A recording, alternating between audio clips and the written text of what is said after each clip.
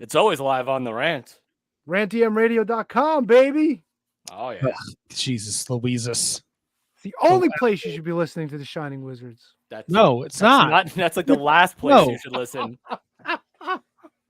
When all else fails, RantTMRadio.com.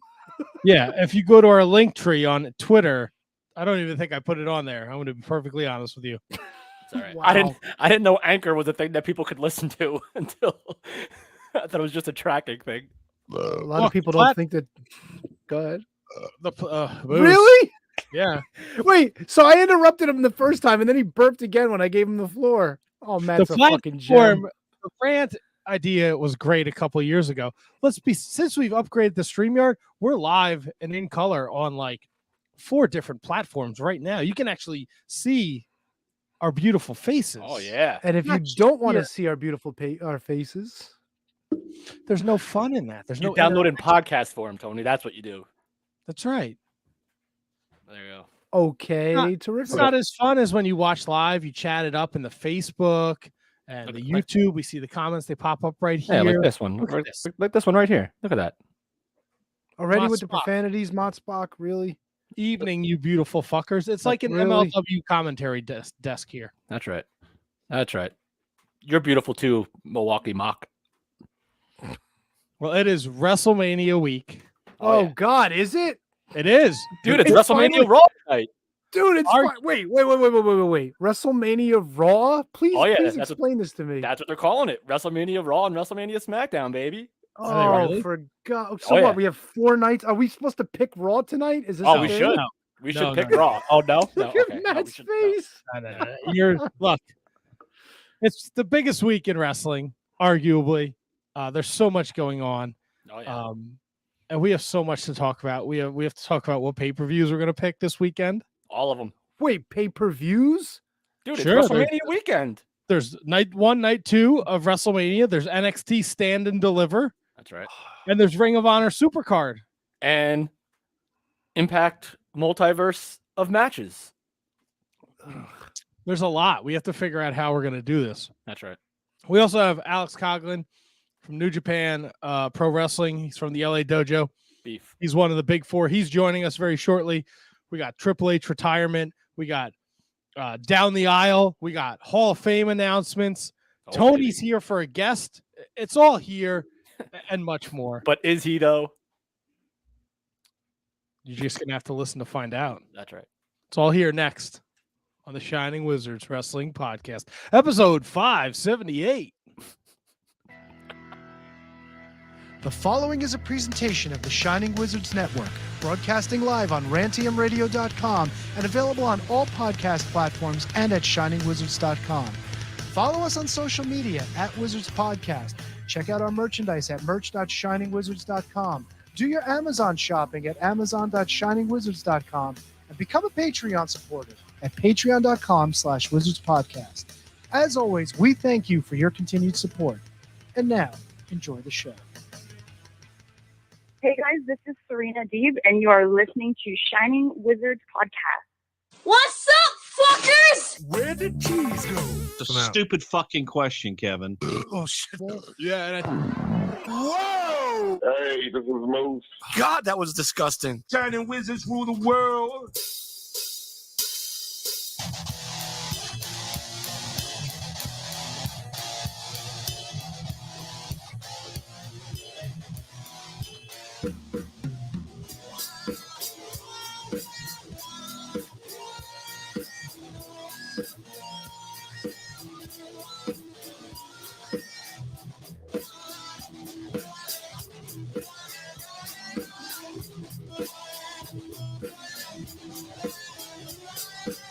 You are tuned in to episode 578 of the Shining Wizards Wrestling Podcast. And yes, we do rule the world. Coming to you live on the Facebook, on the YouTubes, on the Twitches, on the Twitters, on the rant, RantTMRadio.com, and in podcast form to take us with you wherever you go, because we are available on all podcast platforms. And now, folks, the reason why you're here, time to do some wrestling talk. And some talk about wrestling.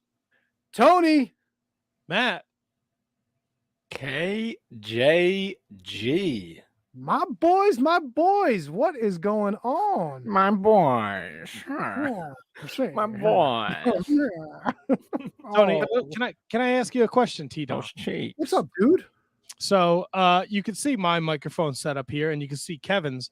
You look very uncomfortable. It seems like you have to lean in to your microphone. Do you need to order yourself an arm or a stand or something? What's going on there? No, it's just that I've got the screen tilted back. That's all. Just sitting forward in the because if I sit back, like I feel like I'm 5 miles away from the camera. Tony, you do that every show. Only when I don't give a shit about the guest, Kevin. How do you feel about tonight's? Oh, come on. Really? We're going to do this every week? Yes. Really? As long as we have guests. Oh, brother. Alex Coughlin joins us tonight from the New Japan Dojo. LA Dojo. And we're walking down that aisle later in the show, baby. Oh, yeah. Bro, we got tons of newses. Newses and noses. I think we got the name of the episode 6 minutes in. All right. Got a pen. I love it. Fucking Please love write it. that down. Newts and noses. Well, look, so Kevin said it, as long as we have guests. Well, I want to just put that we have a huge April lined up for us. It's going across the bottom of the screen right now. Next week, Sean Donovan, he's going to join us. You know him from WrestlePro. You know him from ISPW. He's been everywhere. He's done everything. Finally, he's joining the Shining Wizards Wrestling podcast. That's next week. On the 11th, we had Khan last week. Now we're going to have his tag team partner, Moses, on April 11th. Love it. On the 18th, Tony will not be with us. That's right. So in his absence, we decided to book two guests. Big Effin Vin, who is GCW regular and 911 Son, and Lash LaRue, if you remember him from WCW. He's doing some stuff over with Conrad on ad-free shows. So we picked him up. And then to round out the month of April, Billy Starks, young William, if you're familiar with what she's doing on the independent scene, she'll be joining us on the 25th. So a jam-packed April. Yeah. I'm excited for a lot of these guests, for all of them, to be honest with you. I kind of like booking everybody out in advance because then I can make fun graphics like I posted today. Oh, yeah. Gorgeous stuff. Matt all of a sudden is a fucking Photoshop aficionado or a fucking graphics designer or whatever you want to call him now. Yeah. I'll tell you what, you got to start somewhere. It's true. That's true. Very good point. Tony. Quiet? The guest is texting me. Oh boy. Tell him to get on so we can talk to him. Yeah, he's coming right now, man. He's coming right now. He was ready Beautiful. at 6:45, but I was like, easy, man. We gotta Really? we gotta get our shit together. Let's bring him in. That's Look right. Look at his mustache. Oh, it's a gorgeous stash. Hey, there it is. What's up, fellas? How you guys doing? Alex, how are you, sir? Doing fantastic, thank you. Just got back from the dojo, got a little workout in, relaxing a little bit, getting ready for Texas. How about you? You know what? We're happy. We're here. It's Monday night. We're talking wrestling, and you're joining us. You mentioned Texas. Huge week for you. Now, look, you've done it all. You've been all over the place. You've done the Wrestle Kingdoms. Is WrestleMania weekend the biggest weekend in the wrestling industry? Well, at least for now it is. I mean, for me particularly, Wrestle Kingdom will always have a special place in my heart as the biggest. But until I can go back to Japan, then this is it. This is where we make our mark, and we're going to do the best we can. You have a pretty stacked week lined up down there in Dallas. I know you're doing Bloodsport. I know you're doing New Japan Strong tapings, and you're doing the WrestleCon meet and greets. For those not familiar with the Bloodsport, explain that to people who maybe aren't familiar with GCW and the concept, because it's kind of like a no rope shoot fight type of deal. More or less, Bloodsport in its namesake. If you ever seen the 1980s Jean-Claude Van Damme action flick, very similar to that. Just a kumite, just real life fucking Mortal Kombat. Just guys going in there, no ropes, no bullshit, just tap or get knocked out. Have you ever wrestled Slade in any capacity before? And are you familiar with what Slade is all about? Never met the guy, never ran into him anywhere. I know he's an East Coast guy. Yeah. I caught a lot of his work with Beyond Wrestling. I know he's there a lot. I have a lot of homies that work over Beyond Wrestling. I'm from the East Coast myself. So I try to keep up with it. And yeah, he's a tough son of a bitch. He goes a little wild sometimes. But I hope he brings the fight, man. He's a student out of Create a Pro in Long Island, and he's the most intimidating man I've ever seen in my life. So just a heads up. Fucking Long Island pride. I'll fight him for it. I'm scary. I don't give a shit. There you go. I love it. Love it. You have done a couple blood sports before, and you have a pretty good record. That is the TKO one of those things where, like, in the back afterwards, you're like, what the fuck just happened to me? Yeah, both kinds of losses are kind of like that, but waking up from that haze, there's nothing quite like it. Trying to figure out how you got from point A to point B and just got nothing. It's like you teleported. But you just live to fight another day. You get knocked out, you get back up. It's always next fight. And you've been living, you've been fighting. One of the big four from the LA Dojo, rocking the shirt. I love it. Representing. We had Carl on a couple weeks ago. That's right. He's a pretty wild fella. That's putting it lightly. Yeah. I love Carl. Shit, man. The Alpha Wolf. Man, he earned that nickname. So I was watching Always Sunny in Philadelphia today, and obviously the big four is you and Clark and Carl and Gabriel Kidd. What's the dynamic? Who's the leader? Who's the wild card? Who's the brains? Who's the muscle? Oof. That's a tough one. Well, the wild card, Charlie. Between the four of us. Yeah, Carl's the wild card. He's definitely the Charlie. That makes sense. I guess I'd be the Mac. I think that makes sense. Just off the cuff. Clark would definitely be, I forget the leader's name. What's his name? Dennis, the brain. Yeah, that would be Clark. And Gabe would be D. That makes sense. So you're a Long Island guy or a New York guy? Long Island, actually, Suffolk County. Suffolk County. All my buddies that I went to college with are all Hewlett, Farmingdale, Massapequa. Oh, okay.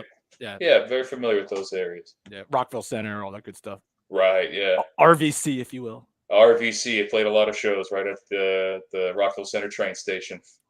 Yeah, it's a good station. Good. The Vibe Lounge. Yep. Shout out to the Vibe Lounge in Rockville Center. So I asked Carl Fredericks this question a little while back about New Japan and its American presence and how it's kind of blown up. So I want to throw it to you too. Do you think that New Japan Pro Wrestling would have as big a presence in the United States, specifically out west? And now, we're seeing them going to Chicago and stuff like that. Do you think this presence would still be there if it wasn't for the pandemic? Do you think this was something that they were leaning towards eventually anyway? Well, initially, we were getting reps in between Japanese tours with American tours, and we would bring in guys like Tanahashi and a few other names. And they would be, 5 or 6 show loops. And I think the plan always was to try to expand in America, but, you can never really plan for life. Like you're saying, it would have been pretty drastically different from what we have today with, everything going on, pandemic, the shutdown. Like, we can't go to Japan. So, life gives you lemons. We started off in the Port Wainimi, the little, no crowd tapings. Me and Clark were still young lions, pre-mustache back in the day, trying to make do with what we got. Wrestling in front of nobody is better than not wrestling, which is very different from obviously what the company, I imagine, projected to happen at this point in time. But, I'm very proud of what we've been working with, very proud of what we've been doing, and it's growing very organically, just going with the times, going with the flow into a show that I'm very proud to actually be a part of. And it's really getting there. Now we just need more people to realize it. That's the only thing. But I think it's the best hour wrestling on TV, not just biased. I mean, that you can watch, not necessarily on TV, but weekly. It's solid.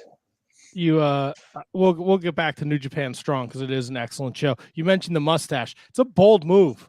Because me and Kevin both have the beards. Kevin, I don't know if you've ever tried to grow a mustache. I've had the mustache for like at least 4 different times on this show. Have you? For like months at a time.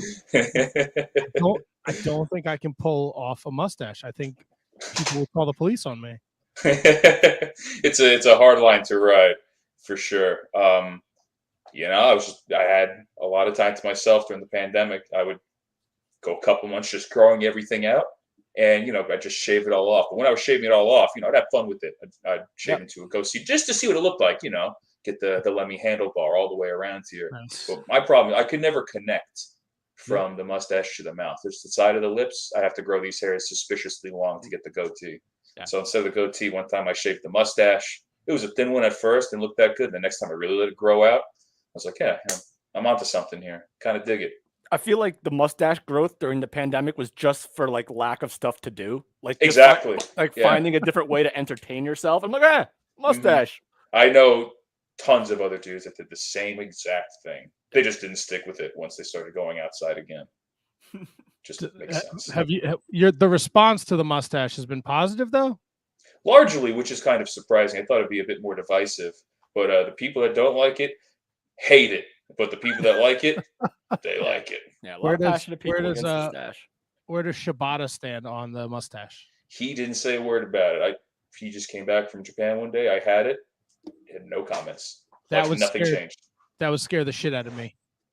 Yeah, it was better than he. Yeah, I didn't try to shove it in his face. I didn't do the little tie a damsel to a railroad mustache twirl. But the old silent film. Yeah, exactly. Yeah, so I figured that it was cool. He was just cool with it. So, what is the Shibata learning tree? It's invaluable. But if you had to, how important has that been to your career? I can't overstate it. I could sit here for an hour and say how much it's done, and it still would hardly even scratch the surface. I mean, it's not even we're going 2-3 days a week and training with him for an hour. We live together. I mean, he goes back and forth from Japan now through the pandemic, but there was like a 2-year period where he was upstairs and we all lived downstairs. We just ate breakfast, went out shopping, ate dinner, cooked, did everything together, and you learn so much more, so much on a deeper level that way than when you're just in there for the few hours a day, but for however long we are in the dojo working out and getting our training done. And it's such a incredibly rare opportunity to learn from somebody so incredibly good that I don't know, it's like a stars aligned opportunity, and it really is special. And I try not to take that for granted, but it's a once in a lifetime opportunity. So when we talk about the LA dojo and your core group of guys, how does someone get to the LA dojo? Like, not necessarily like geographically, like direction wise, but how does someone get Google Maps, bro? Yeah, Google Waze. That's how you get there. Yeah, there you go. That's the practice. That's how you get. That's how you get to the LA dojo. But seriously, how does someone get the opportunity to go and train in the LA dojo? Is there a specific process, or is it just like you have to be discovered first? Well, initially when they first opened it, how me, Clark, Carl, and at the time Buddy were all found and brought in to train. We'd all just taken the dojo camps. Like, we didn't even know it was going to be like a full-time dojo where they're going to be training a core team. We thought, they'd have people from Japan and bring it to LA and this or that, whatever. It was just a training camp. So I thought, cool, I'll learn for 5 days in a big group of guys with Shibata. And it turned out that they were kind of scouting people. We didn't realize that at the time. And then, the rest is history. They brought us back out of those groups of people. So really, that's how we got our feet in the door. Obviously, due to what's been going on with the pandemic, we haven't had the opportunity to have any more dojo classes or dojo camps or anything like that. But that's how we all got discovered, more or less, just training in front of him and seeing what we're made of. So you guys obviously spent a lot of time in the dojo with him and you're around him. And when New Japan really took off, I feel like was right when he went on the shelf. Being under his learning tree and almost having him be like a father figure, the importance for you to see him get back in the ring in Japan, what did that mean to you? Because it was unbelievable for fans of New Japan Pro Wrestling who know the story. It's unbelievable that he got back in the ring. But for someone who spent as much time with him, what did it mean for you to see him get back in the ring? It was a breath of relief, honestly, seeing him being able to get back in there, because just all 4 years he's been here in the meantime, he's just been doing everything he can to get better nonstop. you name it, he's done it consistently. He wanted to get better, and he's Katsuyori Shibata. If he wants to do something, he's going to do it. Who brings out the most of you in the ring? They all bring something different out. In training, it's a different play off each other. I miss the days where me and Clark and Carl were all training. So every time I'm in the ring with them, it's special. But there's a lot of guys, honestly, out there that I'd love to fight anytime they want, because I thought we did something pretty great. Like anytime Tom Lawler wants to fight, I'm down. Again, Clark or Carl, I have their backs, but sometimes we fight. So anytime they want to. But yeah, the boring answer, no, nobody in particular, because everybody brings something different. So do you think that you bring out the best of you no matter who you're in the ring with? That's what I try to do. I try not to think too much about what my odds are, what kind of opponent I'd be the best against, or trying to come up with strategies. I just want to go in there and do what I know every time, and that's how I know I can do it the best. So the consistency is key, and I think I'm finally hitting my stride. It's finally finding my groove in that regard. So I'm just being me, and it's working.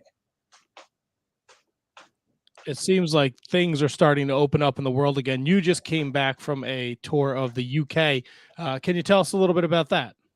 Yeah, I was brought in to work with Revolution Pro Wrestling, for about 6 weeks or so. And it was my first time wrestling post Young Lion, which was amazing. I got to go out there and do things I've never done before and try a bunch of stuff and fight some very strong people against a style I'm not particularly familiar with too. So it was an incredible learning experience, and I'd love to go back. And my boys Clark and Carl, they've been having problems with United Empire for months. I think it started in August, if not before that, and it was nice to kick a couple of their asses.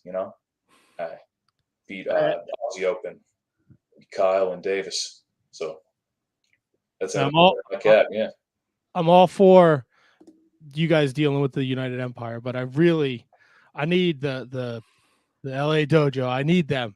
I can't do the House of Torture anymore. I don't know who's in charge. Mexico has got it. As soon as we're over there, man, get us on that fucking plane. We'll take care of it right away. I'll get you on a plane. Right? No, I can't. Yeah. It's like X-Pac heat times a million. It's amazing. No one's taught them a fucking lesson yet. They're still there doing their thing. Unbelievable. In their place. Somebody's got to go over there and do it. If we got to do it, I'll fucking do it. No problem. Alex, don't fall for his nonsense. When Evil won the championship, he was like, everything is evil. That's all we heard for like weeks on end. The bandwagon. I feel, hey, you like what you like. It was exciting. It was something we didn't see coming. You get caught up in the hype. They NWO'd the shit out of it, and then they just kept interference, dick to go. It's the worst. The worst. Dick to go. Yeah. It's still going on. Mm-hmm. It's on. Yeah, I mean, who's going to stop it? You, yes, Carl, yes. And Clark. Let's do it. Let's do it. I mean, as soon as I'm on that plane, man. I'll foot the bill. I don't give a shit as long as I don't have to sit through another goddamn House of Torture match. All right, I'll send you my my airline miles number. Let's do. I can't. When I long for these New Japan shows, and I don't have a very, very light schedule. So when I get to sit down and that fucking Kevin Kelly comes on and Chris Charlton, and then the first match is House of Torture, I'm motherfucker. And Alex, you should probably take him up on this, because he's flown somebody in from like Nevada before for WrestleMania weekend. So he will put his money where his mouth is. You got the track record. All right, cool. Yeah. DM me. We'll get this sorted. I got you. I'm not living a gimmick. We got to get rid of the House of Torture. So first step is going to the UK. And I'm not looking for any headlines or anything, but has the discussion been brought up about you guys getting back to Japan? The discussion's always been there. It's not if, it's when. Right. It's just difficult with the visa offices and everything with the paperwork. But as soon as that's sorted out, we're going to hit the ground running. I just don't know exactly when that'll be, unfortunately. You guys are you looking to go over there? I know you're not a Young Lion anymore. You looking to go over there and do a singles run? You do a tag team thing? What is your goal coming out of the gate here? You know what? At this point, I have my goals, but I'd be happy just being over there. I'll tag. I'll kick some ass. I've been over here in America for so long. I have no particular beef with anybody in Japan. if I'm wrestling them, that's all I need. I don't really care who it is. Can you take us through a day in the life of a young lion as a professional wrestler? All right. So when we first started, you wake up about 7:30, clean up little things around the house, make sure the garbage is taken out, dry dishes put away, general chores. You make your breakfast, and then you're out the door at about 9 o'clock to head to the dojo.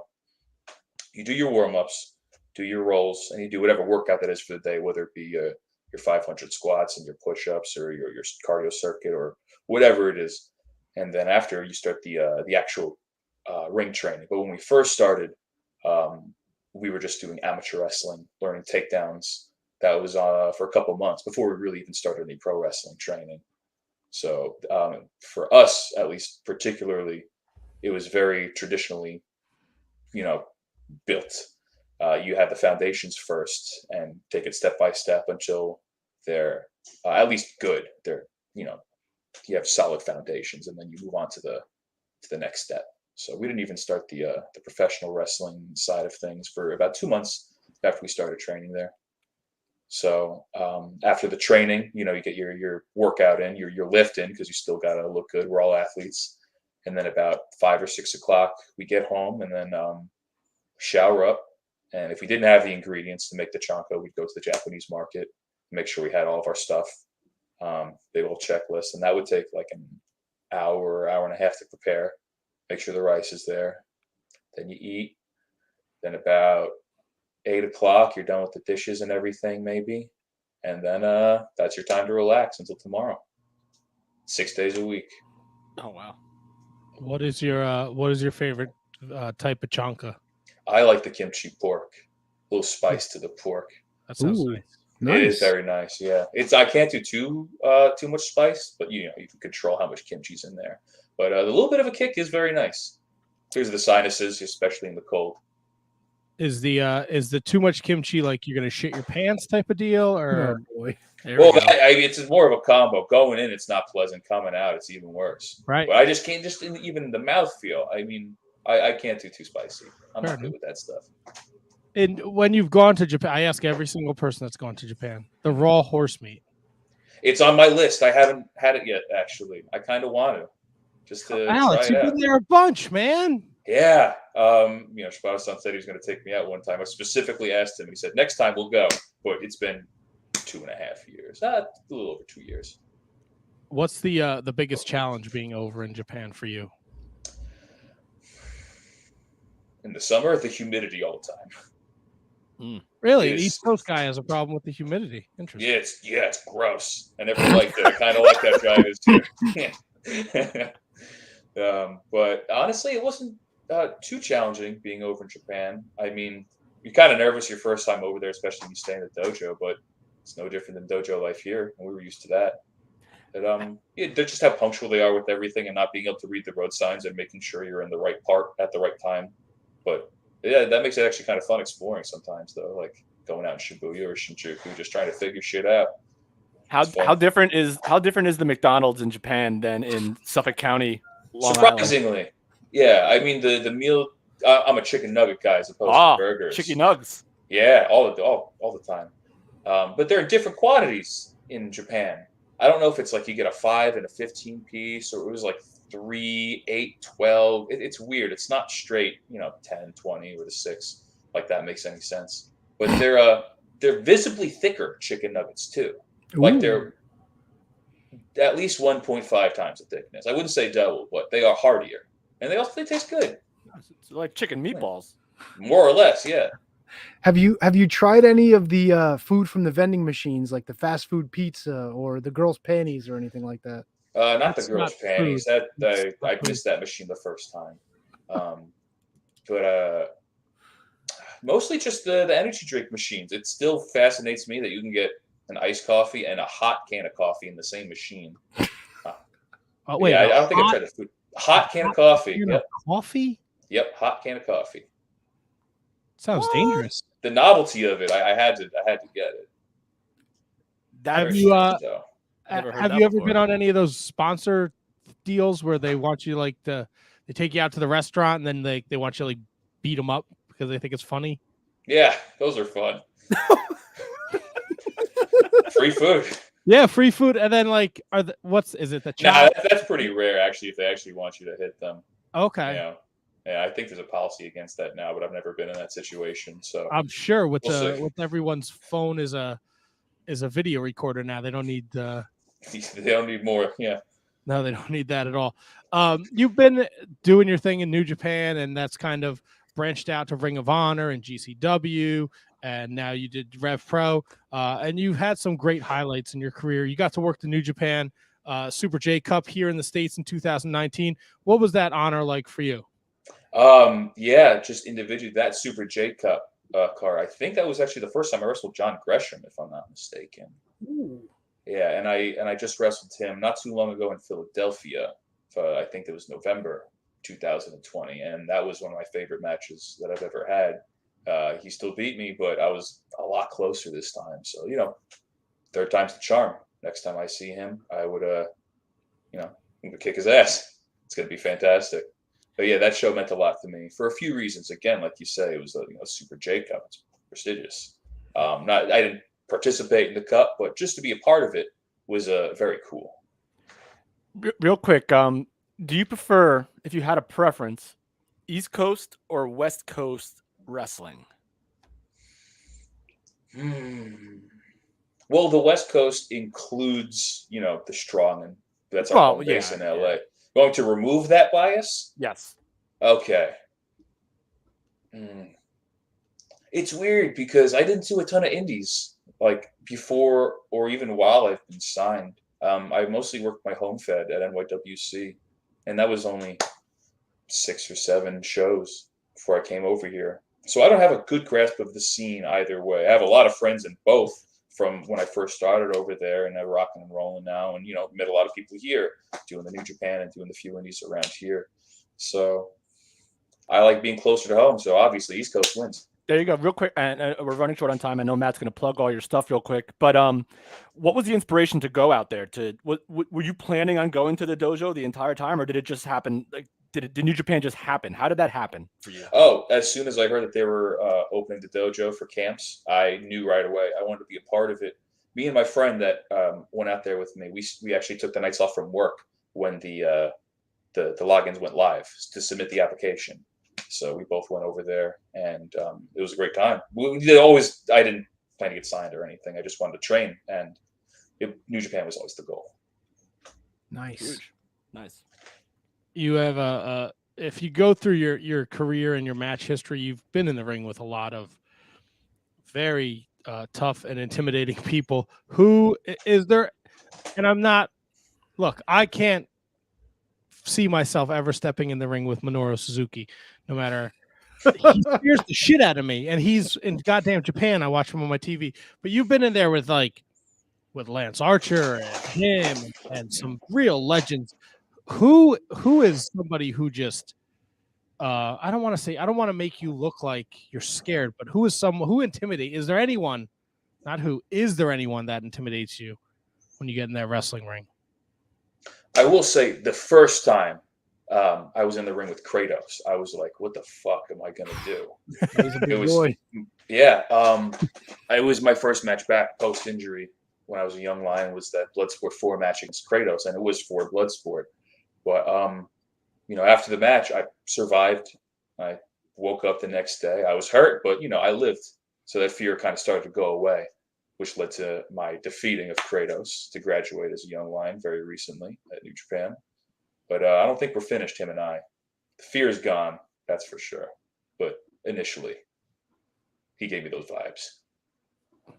I see here, I know in August, you and Big Tom Ishii. Yeah. Was a war. I was excited about that one. I wasn't scared. I knew that was going to be good. He literally lives up to his name. He is like the Stone Pitbull, huh? He is. Yeah. He hits hard, and when you hit him, it hurts. Yeah, you know what? I will never find out. God damn shit out of me. We're with Alex Coughlin at Alex Coughlin 93 on Twitter. Something deadlift on the Instagram, and that's been going across the bottom of the screen. He's in Dallas this weekend for the huge WrestleMania weekend, WrestleCon. GCW on the 31st in the Bloodsport against Slade. April 1st, New Japan Strong tapings. Him, Fred Rosser, and the DKC against Team Filthy. Do you guys ever make fun of Tom Lawler with his Daisy Dukes? All the time. Nonstop. He looks silly. Yeah, it's ridiculous. I know he can kick ass, but he looks silly with the Daisy Dukes. I get it. I think that's why he does it, because he knows he can back it up. Yeah, so he kicks ass so he can show ass. Yeah, well, yeah. That's Should be a t-shirt. Should be a Tom Lawler t-shirt. Yeah, it should be. Trademark. And then you're doing WrestleCon on Saturday at noon. You'll be there doing a bunch of signings, and then Mutiny. They just announced Sunday, April 10th at the Strong tapings. You will be teaming with Adrian Quest and Rocky Romero against Black Tiger, Kratos, and Danny Limelight. So obviously, between the April 1st tapings and the 10th, Kratos is a constant. Team Filthy is a thorn in your side. Always has been.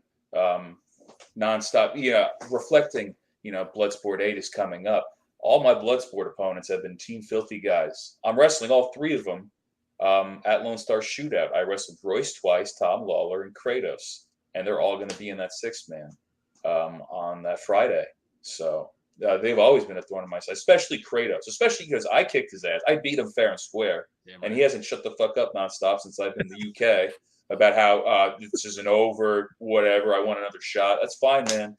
If you think it's a fluke, I'll prove to you that it's not. I was over there. I wasn't just fucking sitting there and eating fish and chips. I was training. I was in the gym with Dan Strauss working on Brazilian Jiu-Jitsu. I was working out every day. I'm getting stronger. I'm not taking this shit lightly. I'm not taking it for granted. So if he wants to go again, I'm game. Anytime. I like it. I like it. I would, if I was Kratos, I would be concerned because you are not backing down and you seem very determined. I'm here for a reason, man. LA Dojo is not just anybody. So we talked New Japan Strong and the tapings that they've been doing here in the States since the pandemic. Is there somebody that you weren't familiar with that is now part of the New Japan Strong under the banner that you're impressed with? You're excited to get in the ring and roll with? Absolutely. There's a handful of guys, but very recently, Bad Dude Tito came to the Strong roster, and he's a guy that I've seen on Bloodsport plenty of times, and I think he's great. And I'd love to get in the ring with him. I like Bad Dude Tito a lot. I'm a huge Jay White fan. Tony thinks I fangirl about him all the time. Is he really fucking cool, dude? He looks like a cool dude.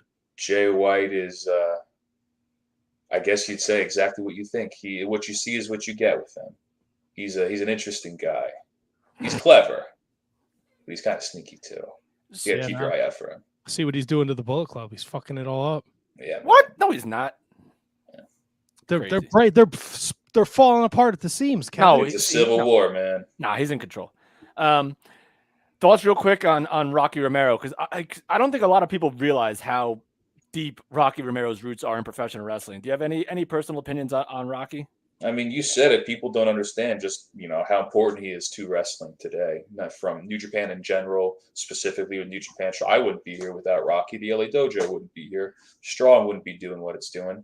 And that's just a little bit of what he's done in his career. He's done so much more. And, him and I have a great relationship, and he's just a great guy outside of wrestling too, just in general. And, he's got to get his flowers soon, man. He's great. Yeah, and Rocky's the kind of guy, he just shows up everywhere. Like one week you'll see him in AEW, the next week he'll be in NWA, the next week he'll be in Japan. He's everywhere, all over the place. It's amazing. Yeah, there's like 3 or 4 Rocky Romeros. They just kind of pop up wherever they ship them off. There's small ways you can tell them apart, but that's a secret. Do you keep up on the New Japan product over in Japan? I do. Congrats to Zack Sabre Jr., by the way. I was going to ask if you had a chance to watch that match. Unbelievable. He's one of the best to do it, if not the best. But, that's kind of my shit, too. I love technical wrestling. One day we're going to wrestle, and it's going to be good.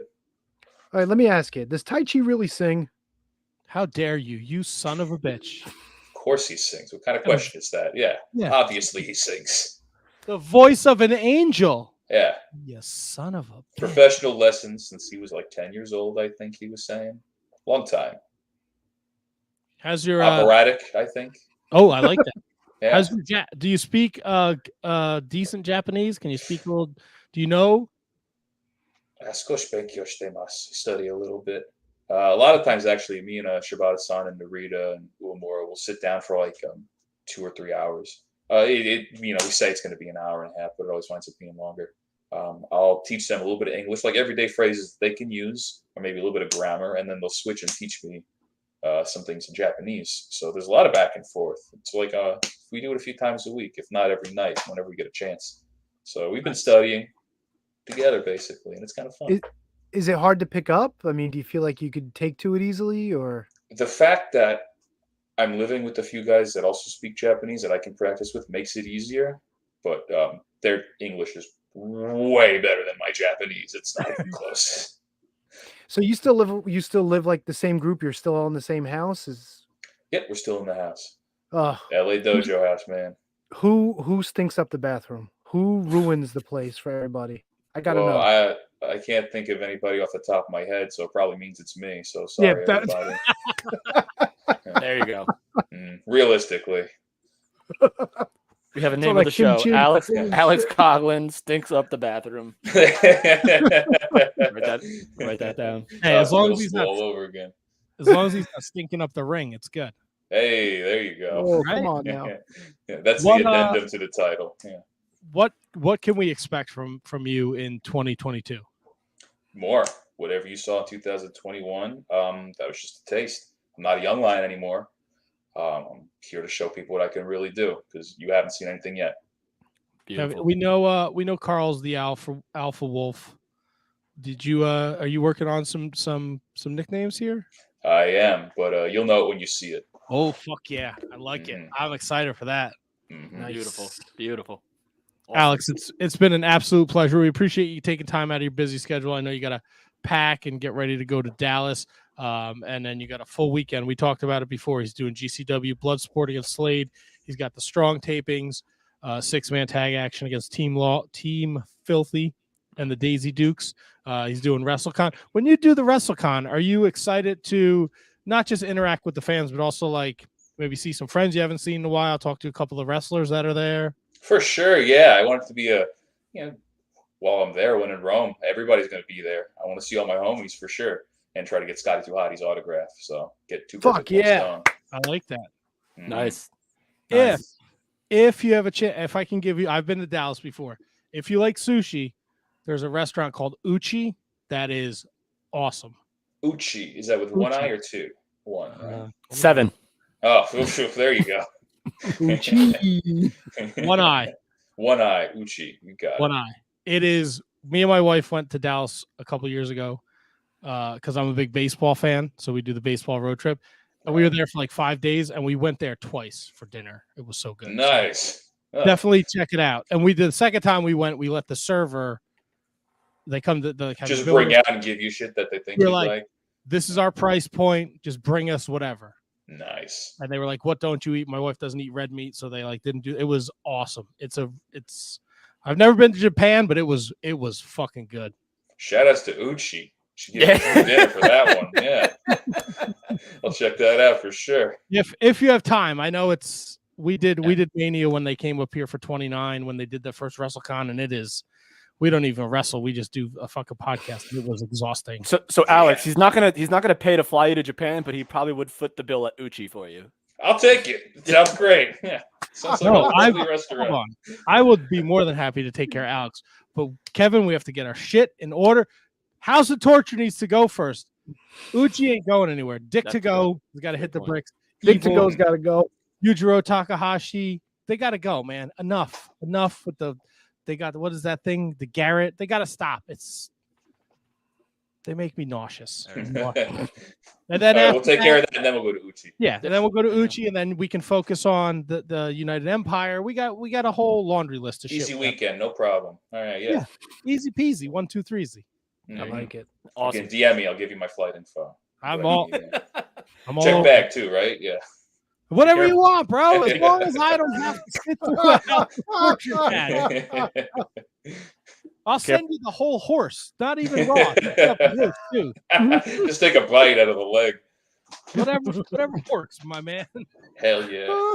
Alex, it's been an absolute pleasure. Before we let you go, anything you want to leave for your fans, the people listening to the podcast? You already plugged all my stuff. Yeah, my socials before. Thank you guys very much. Big rest in peace to Scott Hall. Just wanted to say that real quick. And yeah, that's everything. Thank you guys very much for having me on. I appreciate you taking your time and inviting me on your podcast. Had a lot of fun. Thank you for talking to me, and I'd love to do it again sometime. We're gonna get like you and Carl and all of us. Yeah, we're gonna do chaos. Yeah, we'll just talk about fucking cryptids and Sasquatch for an hour. He'd love that. Done. Let's go down the weird rabbit hole. I'm in. There we go. Yeah. We got it. You picked the right podcast. Hell yeah. Alex, thank you so much. Enjoy the rest of your night. Anytime you want to come back on, we'll definitely set it up, man. Thank you very much. Likewise, guys. Take Safe care. Travels. Thanks, Alex. Be well. Good luck this weekend. Thank you very much. Peace. Peace. Alex Coughlin, everyone. Give him a follow at Alex Coughlin93 on Twitter. Something deadlift on the Instagram. He's doing great things over there in New Japan. Tony, you got a couple questions in there. Yeah, look at this guy. I'm moving up in the world, bitches. My OCD was killing me. I know and I didn't want to bring this up with him. Oh, yes, you did. Because his shirt said like LA Dojo, but I kept thinking it said La Dojo. And I just wanted to be like, what? Like they spare no expense over there.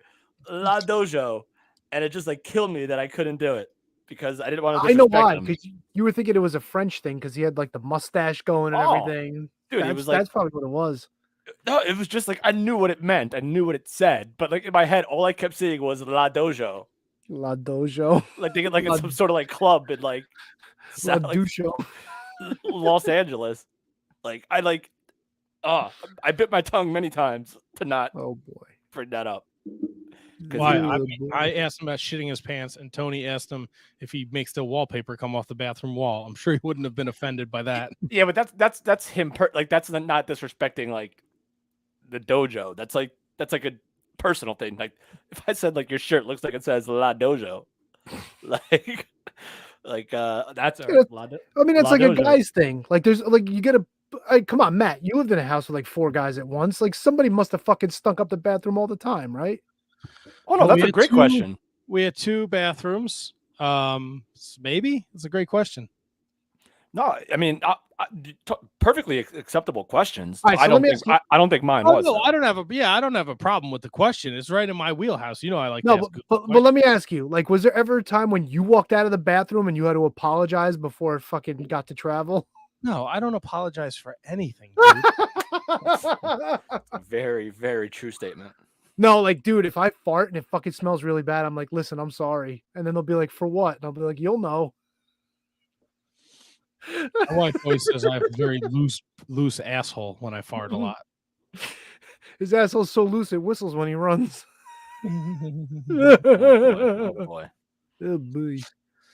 So we have a lot of wrestling to talk about. Big week, WrestleMania week. I am most excited for the Supercard of Honor. That's right. That'll be the only thing I watch this weekend. Liar! No, what are you fucking out of your mind? Liar! You're not gonna watch Johnny Knoxville and Sami Zayn? Dude, You're gonna watch Jake Paul and Dominic Mysterio? I get it, man. It's WrestleMania. It's a big deal. I'm not saying it's not. It's just not for me, bro. I don't have.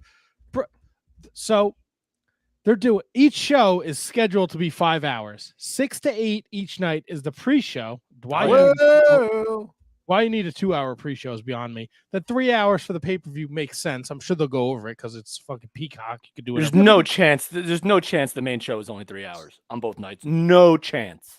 Well, somebody put it in the chat. Let me see here. SmackDown is hosting the Andre the Giant Battle Royal and the Intercontinental title match. So you know they got shit packed up for 2 nights of WrestleMania if they have to squeeze this shit in on fucking SmackDown. That's insane. They've done that before, though. That's insane, dude. Like, that's crazy.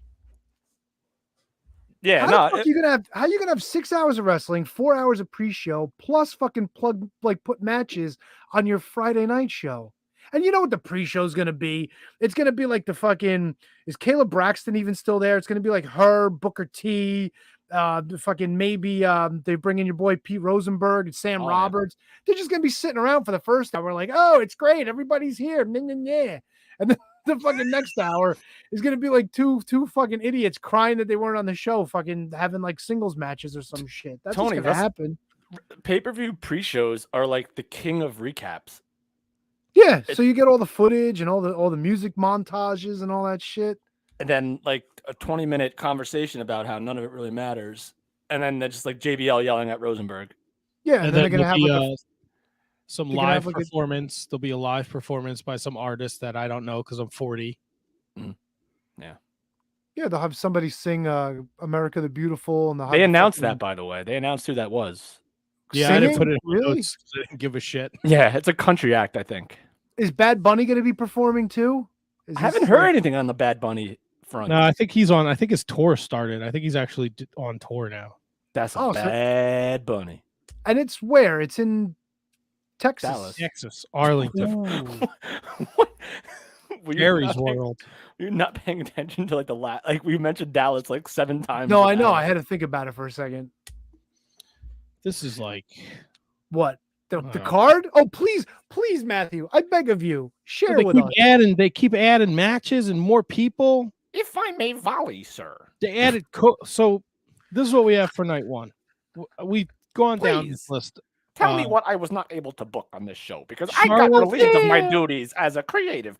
Double writer. mania, double matches, double tag titles, motherfucker. Will you shut the fuck up, Jim Cornette? Motherfucker. Night one. Charlotte and Ronda for the SmackDown That's- Women's title. That's the main event. I believe so. Yes. Yeah, Although yeah. they've been like volleying now. Like they think the KO show should go on. If They I think may the- volley. I think the KO show with Austin should go out last because there's no like that crowd's gonna get up for Austin, and then you're not topping that. No, I disagree. I think people will be gone by then. If You they, can't main event a WrestleMania with the KO show. Come on. I think people would leave. To be If, honest if with that you, was the last thing they saw, no. If I think they would leave before they got a chance, because like, why am I going to stick around if it's not a match? no, the people going to WrestleMania aren't fucking beat the traffic people like Tony, so they're there for the weekend. Maybe. Right? I don't know, Whatever. Kevin. I don't think you sat with us for that WrestleMania, Kevin, but Tony left during The Rock and John Cena at 29. I remember. Yep. Got Remember home hearing in about 5 minutes. Yeah, worth its weight in gold. Becky Bianca, the KO show. They moved Edge and AJ Styles tonight one. The Mysterios against The Miz and Logan Paul. McIntyre, Happy Corbin. The Usos defend their SmackDown tag titles against Nakamura and Rick Boogs. And then they added this today. Kofi Kingston and Xavier Woods against Sheamus and Ridge Holland. What a debacle that freaking King Woods has become. I really thought that was going to be like the precipice of Xavier Woods being a top guy, and then him and Kofi feuding, and nothing. And then WWE. That's right. Well, I mean, Biggie also just got dropped on his head too. So they're Tony, probably this gonna- King thing has been for like 7 months now. Oh, I know that. Yeah. But who knows? Maybe this was supposed to be the payoff, and they had to switch it up a little bit. Hey, did almost No, get a this was match definitely yet? not going to be the payoff because it what would have been a was- 6-man between. It probably would have been a 6-man tag with Kofi, Xavier, Well, that's and what Big I E mean. against Sheamus, Holland, and Butch. Darn right, it's Butch. That's right. It's a little Rascals reference for you youngins out there. know. Tony, can you tell us who Butch is? He's fucking Pete Dunne. Okay, I didn't know. You didn't know who fucking Bull Dempsey was the other day. The Dunne fucked his gimmick. If you are not a Patreon Oh, supporter, see, you give away all the fucking eggs, bro. I'm not giving away. No, I did not give away any eggs. You got to become a Patreon supporter, $3 level. We recorded the April crossword puzzle. It's Holy a fuck. fucking hoot. It's a hoot nanny. It's a banger. I will say this. If you want to subscribe and then unsubscribe, that's fine. Stay subscribed, but you don't want to miss this crossword puzzle episode.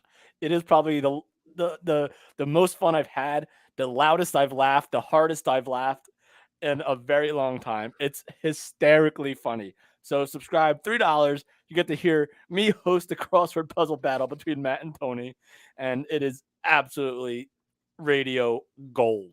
Tensions were high. Confidence was through the roof. There's a fucking mishmash of magic. Night temper 2. flared. Night 2. Night 2, we got the unification match between Brock and Roman. McAfee versus Austin Theory. Anything goes with Sami Zayn and Johnny Knoxville. Ugh. The 4-team women's tag team championship match: Queen Zelina and Carmella against Sasha and Naomi versus Rhea and Liv Morgan versus Natty and Shayna Baszler. Oh my God! Really? The Raw tag team champions RK Bro. I guess they won the titles back. They defend against the Street Profits and Alpha Academy. In Oh! Why so many multi-fucking team matches? You got to get everybody on WrestleMania, dude. Dude, it's pre-show fodder in the fucking main card. Come on. That's why the pre-show is 2 hours long. Ugh. Get a couple matches in there, buddy. Tony loves the pre-show. He really Fucking does. He's a big gross. fan. Tony loves guests, and Tony loves pre-show. Let's keep this conversation in the WWE universe. A couple. Wait, is that it? Wait, that was it? That for now, yeah. Oh, Tony, that was God. like 17 matches. No, it was only like 4 for the second night. Night 2 right now only has 5, but I'm sure they're gonna add. And oh yeah, fucking instant. Don't forget tonight, that for sure. That Cody Seth Rollins thing. Like people are like, that's definitely happening. Oh, there was some fucking video I saw on Facebook. I didn't watch it, where Seth Rollins was in Vince McMahon's office this morning. They did a little vignette that he was going to WrestleMania, but I don't know what the payoff is. So fuck me. Oh boy. I think we all know what the payoff is. Yeah, but Seth Rollins is like trying to get into WrestleMania, and I don't know, like, so he's like begging for a spot in, and he's gonna wrestle Cody Rhodes. So what do? He wrestles Cody Rhodes and he wins, and then you make Cody Rhodes look like a dick? Or after all this time of begging, pleading, and cajoling, and he fucking loses anyway to Cody Rhodes? Like, what the fuck was the point? You have Cody Rhodes. The point is he got into WrestleMania, which was his goal. And he fucking lost to the new guy. I don't know. It's a shitty way to book Seth Rollins, if you ask me, but whatever. I don't know. No, it's the perfect way. I think it's the perfect way to not only book Seth Rollins, but to debut a potential Cody Rhodes. I mean, all right, perfect is a weird word. Air quotes perfect. But if you're going to do something, if you're going to commit to the story, this is the way to go. To me. I will have to see how it plays out. I am not a fan. I will make a bold prediction. Oh, boy. Cody Rhodes will beat Seth What's-His-Nuts. And then Seth Rollins will win whatever brand championship the next night, since they have to find a new champion once they unify these two stupid belts. I don't think they're going to do that. It's a unification match. What do you mean? That's what it means. No. Why would they unify belts and then just make up a new championship? Like, what is the point of that? No, I think people are missing the whole point about unification and winner take all. Winner take all is you have 2 championships. They're not always defended together. Yeah, but Matt also says that there's going to be a 3rd championship, which is no, there's not. Ridiculous. I don't think that's what he meant at all. Matt, is that what you meant? No, they're what? Both verbiages are used to advertise this match. Winner take all championship unification match. Yeah, so it's unification. So that means these 2 titles. Yeah, I think one person will walk out double champion, and then whatever brand said champion decides to go to, they will just be like, "Oh, we need to have a world champion on SmackDown." I totally disagree. No, fucking wrong. You don't. I'm not saying it's right. You don't think the WWE is going to do that? No, I don't. Not right out the gate.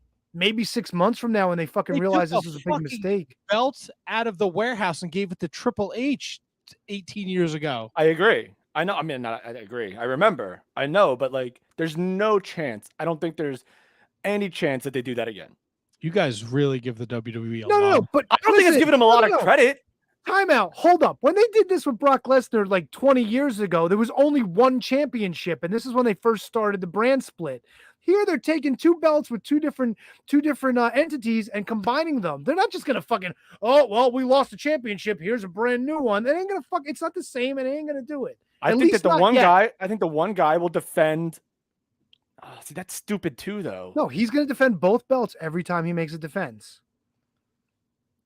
They did not advertise the triple threat with the women as a unification match. They advertised that as a winner takes all, which is why they had separate defenses of separate titles. Here it's winners take all unification match. So they're combining the championships. No, I would not be surprised if there's a brand new belt presented to the winner Monday on Raw. I would not be surprised. Oh, what is it? Purple? Because it's a combination of the red and the blue. Fuck yeah. You know what? Purple Peanut butter Rain and jelly Brock time. Lesnar. He comes out with the fucking feathery shirt and everything and shit. Are you tipping your hand there, Tony? Are you picking Brock? I'm just saying. There's Just saying. Somebody did a Photoshop of Roman Reigns wearing ramen noodle outfit. It called it Ramen Reigns, and I fucking almost fell out of my chair. It was hilarious. Of course you did. It's fucking great. You're so easily amused. I am, adorable. dude. It's You adorable. fucking know me. How long? I'm surprised it took you all this time to find something that said Ramen Reigns. Sometimes these things don't make their way into my inbox immediately. I can only imagine what goes into your inbox. Or what comes out your outbox. That's what she said. It'll be a fun thing to talk about next Monday after WrestleMania as to what they decide to do. Let's talk about what the WWE is doing right. Shad Gaspard will be the recipient of the 2022 Warrior Award. Yeah, 100% deserved. Now, there's a lot of scuttlebutt, Matt. A lot of controversy, if you will. Of course there is. Okay, just because something good happens for him, something deservedly happens for Shad and his family, and all of a sudden now people want to make it. They should rename the award the Shad Gaspard Award. Have you heard? Have you seen that? I'm really trying to stay off of Twitter, to be perfectly honest with you, because it makes me want to throw my fucking phone in the oven when I'm on the pizza truck. Dude, leave Twitter. It is the fucking greatest thing ever. Just leave. I understand that, but we use that to promote the podcast. Then stop reading it. Just read your DMs and fucking get off. It's the fucking best thing I ever did. That's what Matt does all the time anyway. Hi-oh!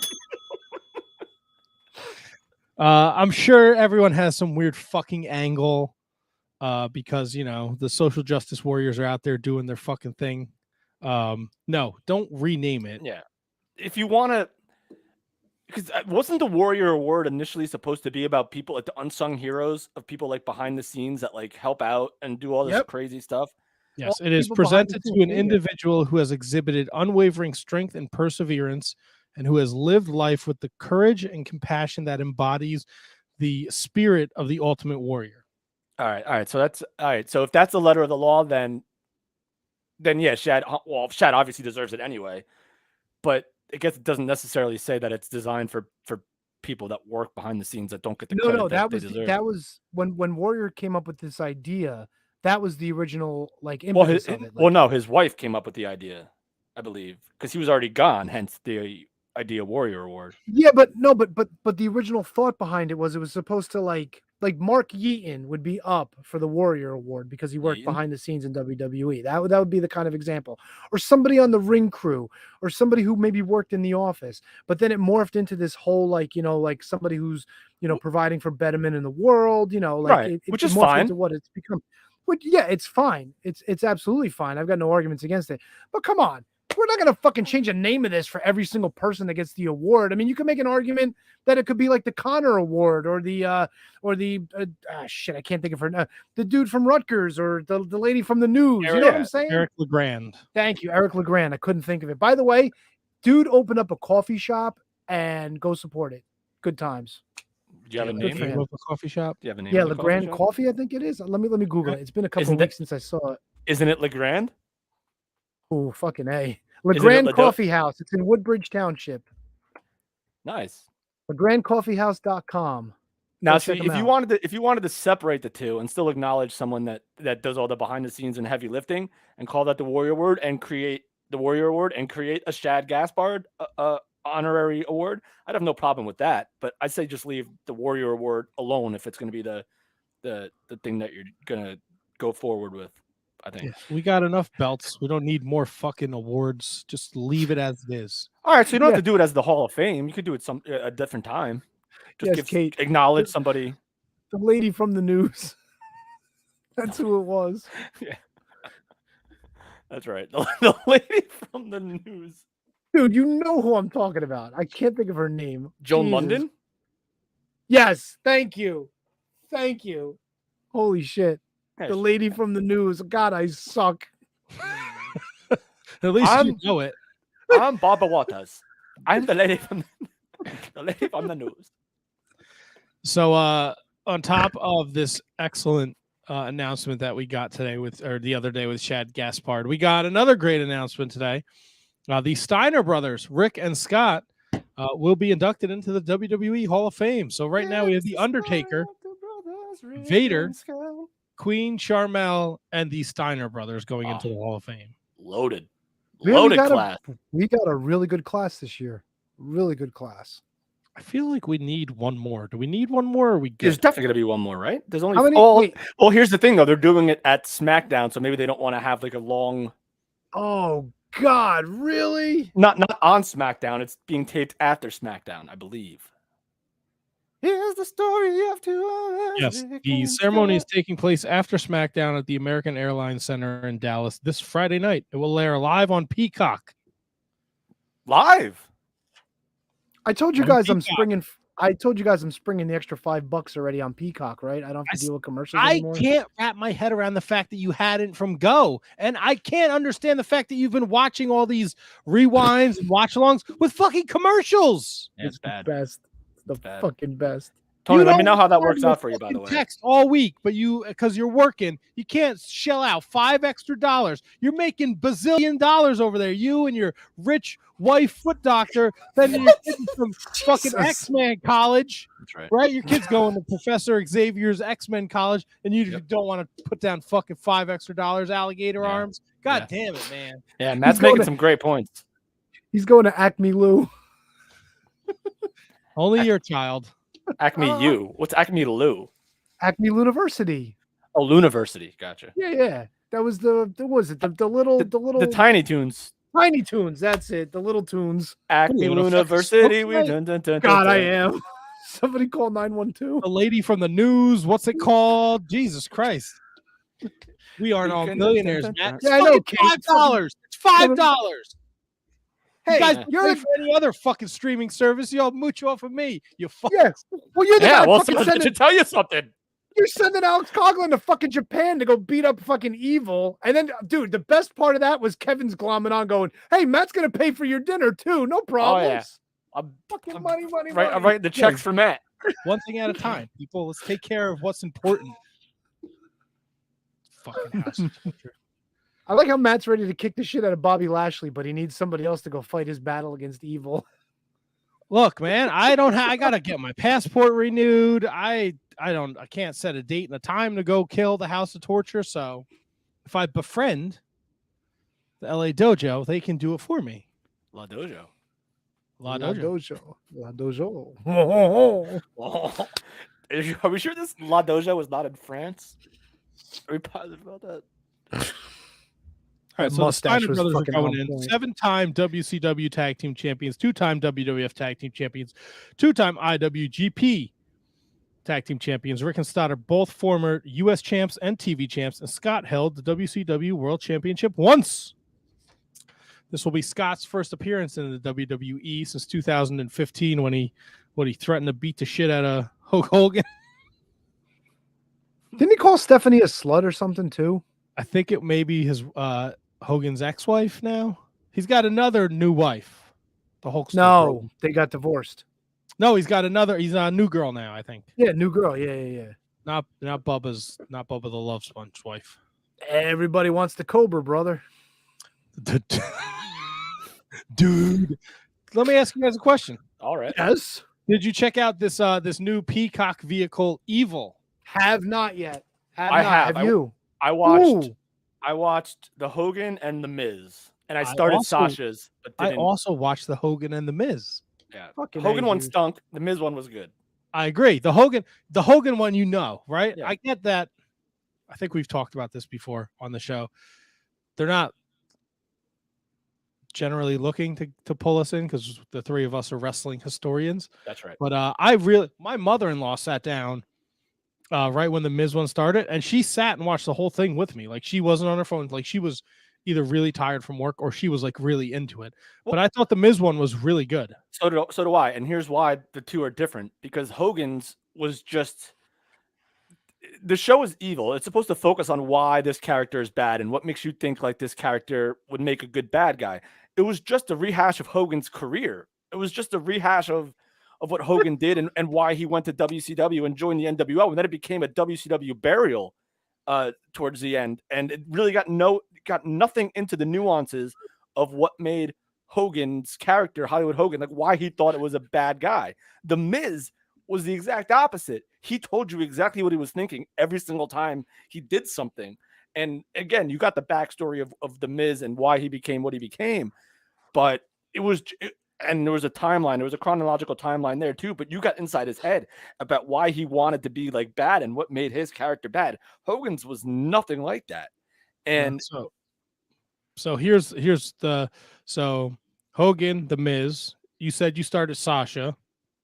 Yeah, but I don't remember anything about the that. Brothers of Destruction, Randy Orton. Which is also weird to me because weren't they good guys every single time they were together? The brothers and sworn enemies, The Undertaker and Kane, aligned to become the ultimate evil duo. Okay, so they're playing it like Captain Literal Man. They're bad, but they're not heels. Okay, I got you. Stephanie McMahon, I have zero interest in that. That should be good, man. I think that should be good. Ric Flair. That'll probably be like Hogan's. And then Roman Reigns is the last one. I'm actually looking forward to that one too. Suffer and Succotash. I mean, Roman Reigns is arguably the best bad guy that we've seen in a very long time, maybe since Randy Orton. So I'm excited to see what and you haven't heard a lot of insight onto his heel persona. So I'm excited to take a listen to that. Yeah, they're good, Tony. You should. I mean, the Hogan one, I mean, if you want to just watch it to watch it. All right. Hey, listen. Kate says no way. Kevin likes something to do with the Miz. I also like this. And Kate, I'm also a huge NWO mark. And if I hate something to do with the NWO, I don't think it's good. Well, I mean, it wasn't a profile on Virgil, I'd watch that. There you go. There you go. How much do you think he's charging for that? $20 and a free plate of riblets. It's not bad. I wouldn't pay it, but you can also trade him a Shining Wizard shirt and then he'll take a picture with you. Yo, there was like a month where he wore that shirt everywhere. You go back on social media, like every picture people had with him, like he was wearing the Shining Wizard shirt. Yeah, he went out to breakfast, I think. He was at a diner and he had it on at one point. Someone saw it and sent it to me. Absolutely beautiful. Good stuff. Virgil's my hero. One last note from the we'll wrap up the WWE stuff here. Triple H was on Stephen A. Smith's ESPN show Friday, and he kind of came out and said that after his cardiac arrest situation, that he is retiring from in-ring competition, and he kind of goes into detail about how close he was to actually dying, which is pretty horrifying. So there was a lot of people reminiscing on Triple H's career in the wrestling business. And I think it goes one or two ways. This is what I saw. People think he's overrated or people love him. He's 100% between. He's definitely not overrated. He's one of the best that's ever done it. And if you think that he's overrated, then you probably shouldn't watch wrestling anymore. Well, good. I'm going to stop watching wrestling because I think by and large he was overrated. I think so. How so? I think so. I mean, there was a lot of good that he had in his career. Like when people were trying to build him up, his series with Mick Foley is legendary. But I think in a world of The Rock and Stone Cold, he was a good placeholder. But look who you're comparing him to, Tony. Well, but I mean, that's what I mean. So no one's saying he's the GOAT. Oh, please don't say GOAT. No one's saying he's the GOAT. Oh, Kevin. No one's saying he's the GOAT, Tony. Now, let me ask you this. So, obviously, he's there with The Rock and Austin, and then both of those guys go away. And I think the narrative that you hear, especially from like Conrad, if you listen to all of his many podcasts, Triple H kind of was the guy who was like, I ain't getting fucking pinned. And he always had a championship, and he was always in the main event. Yeah. Do you think that affects people's opinion of Paul. Yeah. We're buddies. Paul, Me and- listen to you. Oh wow, look at that. Fucking first name basis. Well, on the we all pod. can't be buddies with fucking Billy Corgan. Hey, it's Willie. Big Willie. Oh, yeah, Big Willie. Suck my It's not. big It's not Willie. just a name. It's a compliment. All right, so if you're oh boy, took me a second. I mean, if you're gonna include that, I guess you have a leg to stand on, but I don't include that in it. Like, it's just like Triple H was there. He was a pivotal part of like that moment after, even before he was Triple H the Game and all that stuff. That night after WrestleMania when Shawn left and Triple H starts the new DX, all that stuff For is sure. huge. Yeah. Like, You're again, right. no one's saying he's the greatest of all time, and he was in an era where you had Stone Cold, you had The Rock, Undertaker was still there. So other than that, other than those three guys, there's no one bigger than Triple H in that era. I'm sorry, there's not. And even if you go even beyond that, and you want to, the only thing that I have a problem with is that is I think it was WrestleMania 19. I want to say when him versus Booker T. Yep. And maybe Booker T should have, but that wasn't a good story anyway. Booker T won a battle royal to win the match anyway, to get that title shot anyway. He eliminated The Rock to do it. But so Triple H is 100% in. Again, I don't even put The Rock on the Mount Rushmore, so I'm not putting Triple H on the Mount Rushmore. But he's in the top 10, 15 all time, probably top 10. I'd make an argument for top 20 at least. I'd have to go through the list to see where he would fit in. Maybe top 15. Maybe. See, now, are you talking of just your personal preferences, Tony, or just for? Well, like, yeah. I mean, I'm not fucking. I mean, look, he's had some good matches. Look, Triple H has had a fine career. Dare I say, like a very good career. But like Kevin said, he brings up, shit like Booker T or Scott Steiner or Sting, for Christ's sakes. It's No, like, listen, come on. Scott Steiner was brought in there to lose to Triple H. Yeah, but that's kind of what That's I it. mean. It's kind of a. And Scott Steiner was not. There was no chance Scott Steiner was going to be the world champion. Booker T had a chance, and he did. Yeah. He proved it later on. I'm I'm very indifferent on Triple H. Like I But you see, can't that's the thing. tell you like I can't tell you a Triple H match that I'm like, oh man, that match sticks out. Oh, come on. His first match against Foley at Royal Rumble, that was a great fucking match. Yeah, the Cactus Jack match, the match with The Rock, the ladder match At for the IC SummerSlam. belt. Yeah, SummerSlam. His match with Taker, both matches with Taker. Nah, the second one was kind of lazy plotting. Like 5 minutes in, they were fucking wrestling like they just went 45 All right. minutes. So you take Triple H and Undertaker's worst match, it's still better than a million other matches.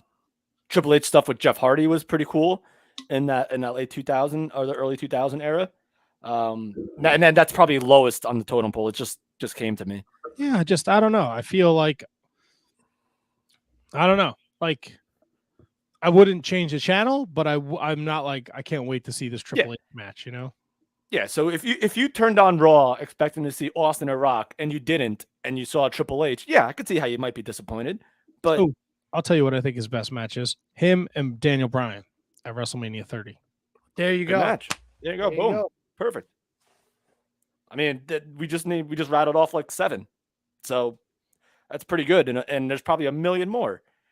Like, I think Triple H is an all-time great. I think Triple H is easily, like I said, top 10, maybe top 15 of all time. And in terms of career, in terms of accomplishments, in terms of in-ring, you put it all together, he's easily top 10. Tony, can you rattle off 9 guys that in WWE history that you think are better than Triple H? You probably could. So let's go 15. Wait, you really want me to do? Jesus, dude. All right, let's do it, Tony. Who do All you right. think? I want to pick Tony's brain. Matt, are you okay with this? Yeah, I got to take a piss anyway. So this All one. right. What? I got to pee, man. I'm sorry. I got you. No, I think it's just hysterical. That's all. All right, Tony.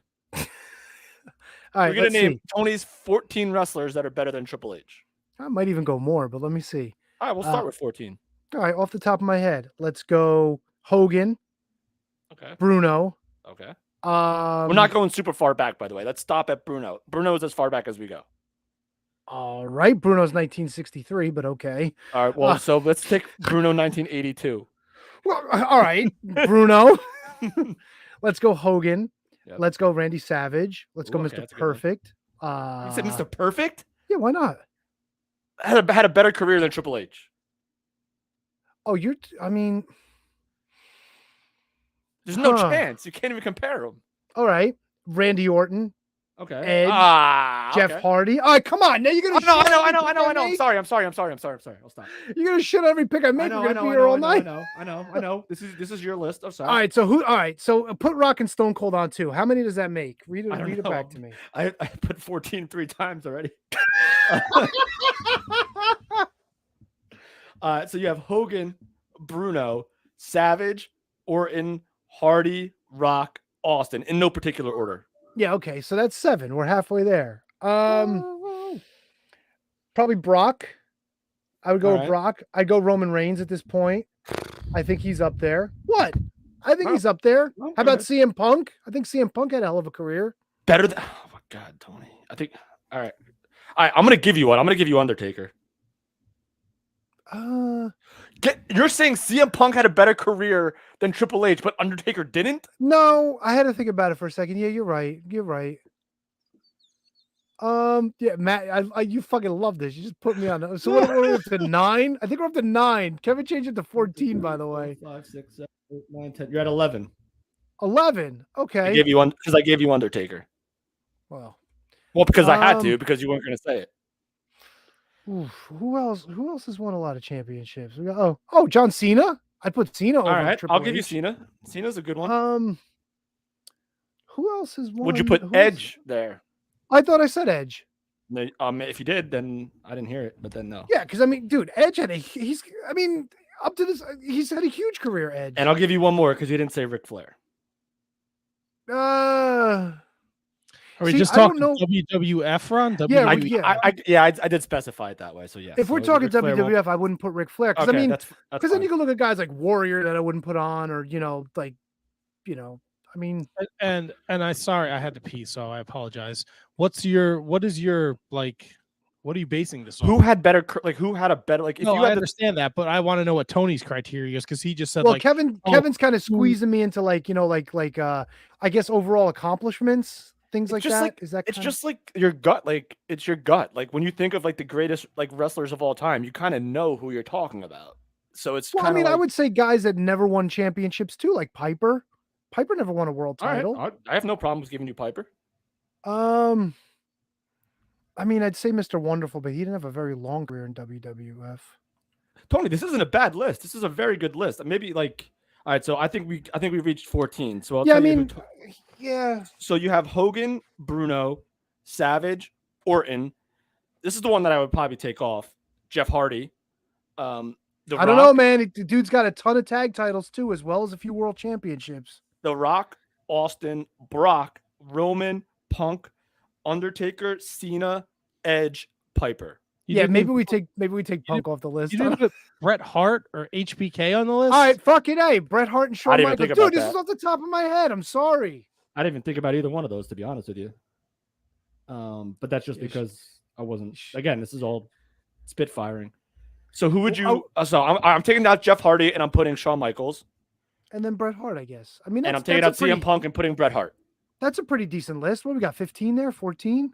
1, 2, 3, 4, 5, 6, 7, 8, 9, 10, 11, 12, 13, 14. So there you go. So Triple H is in my top 15. There you go. What do you mean? Is it you took out Jeff Hardy and CM Punk And replaced them with Shawn and Bret. All right, Jeff Hardy and CM Punk. Now Triple H is 17. There you go. Kevin replaced them or Tony replaced them? We both replaced them. Now, I leaned into what Kevin was suggesting, so I replaced them too. Wait, so you're not saying that Bret Hart and Shawn Michaels had a better career No, than Triple H? CM Punk and Jeff Harvey. Yeah. All right, so Matt, Hogan, Bruno, Savage, Orton. Fucking Bruno. Rock, Austin, Brock, Roman. Kevin goes, Bret. wait. Kevin goes, we're not going back further than Bruno. I said, oh, you don't want to go back past 1963? I said goes, Bruno. no. I said 1982. He goes, Bruno 82. Taker. I think Triple H. All right, so Matt, if you had to pick Hogan or Triple H, who do you pick? For me personally, I pick Hogan. Okay. Come on. This is me personally. I know. I agree. I just want to get your take. Who had a better career, Bruno or Triple H? I guess Bruno. I don't really know.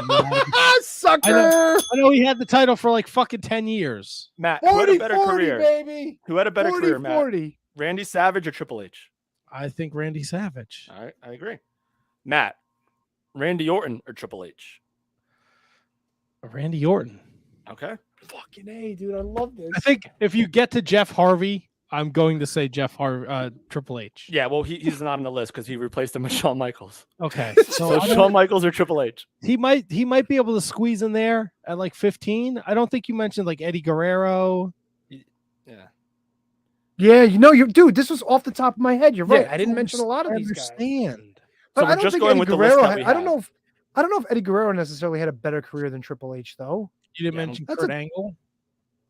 Kurt Angle, maybe. You could make a case for AJ Styles in the WWE.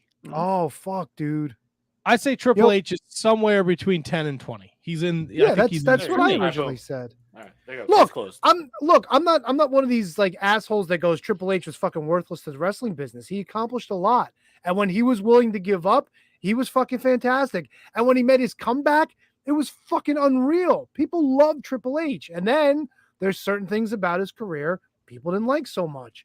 And for some people, that might be the only part of Triple H that they got to know. So I get it, how people can be on both sides of that fence. Completely fine in his career. I think he had a hell of a career.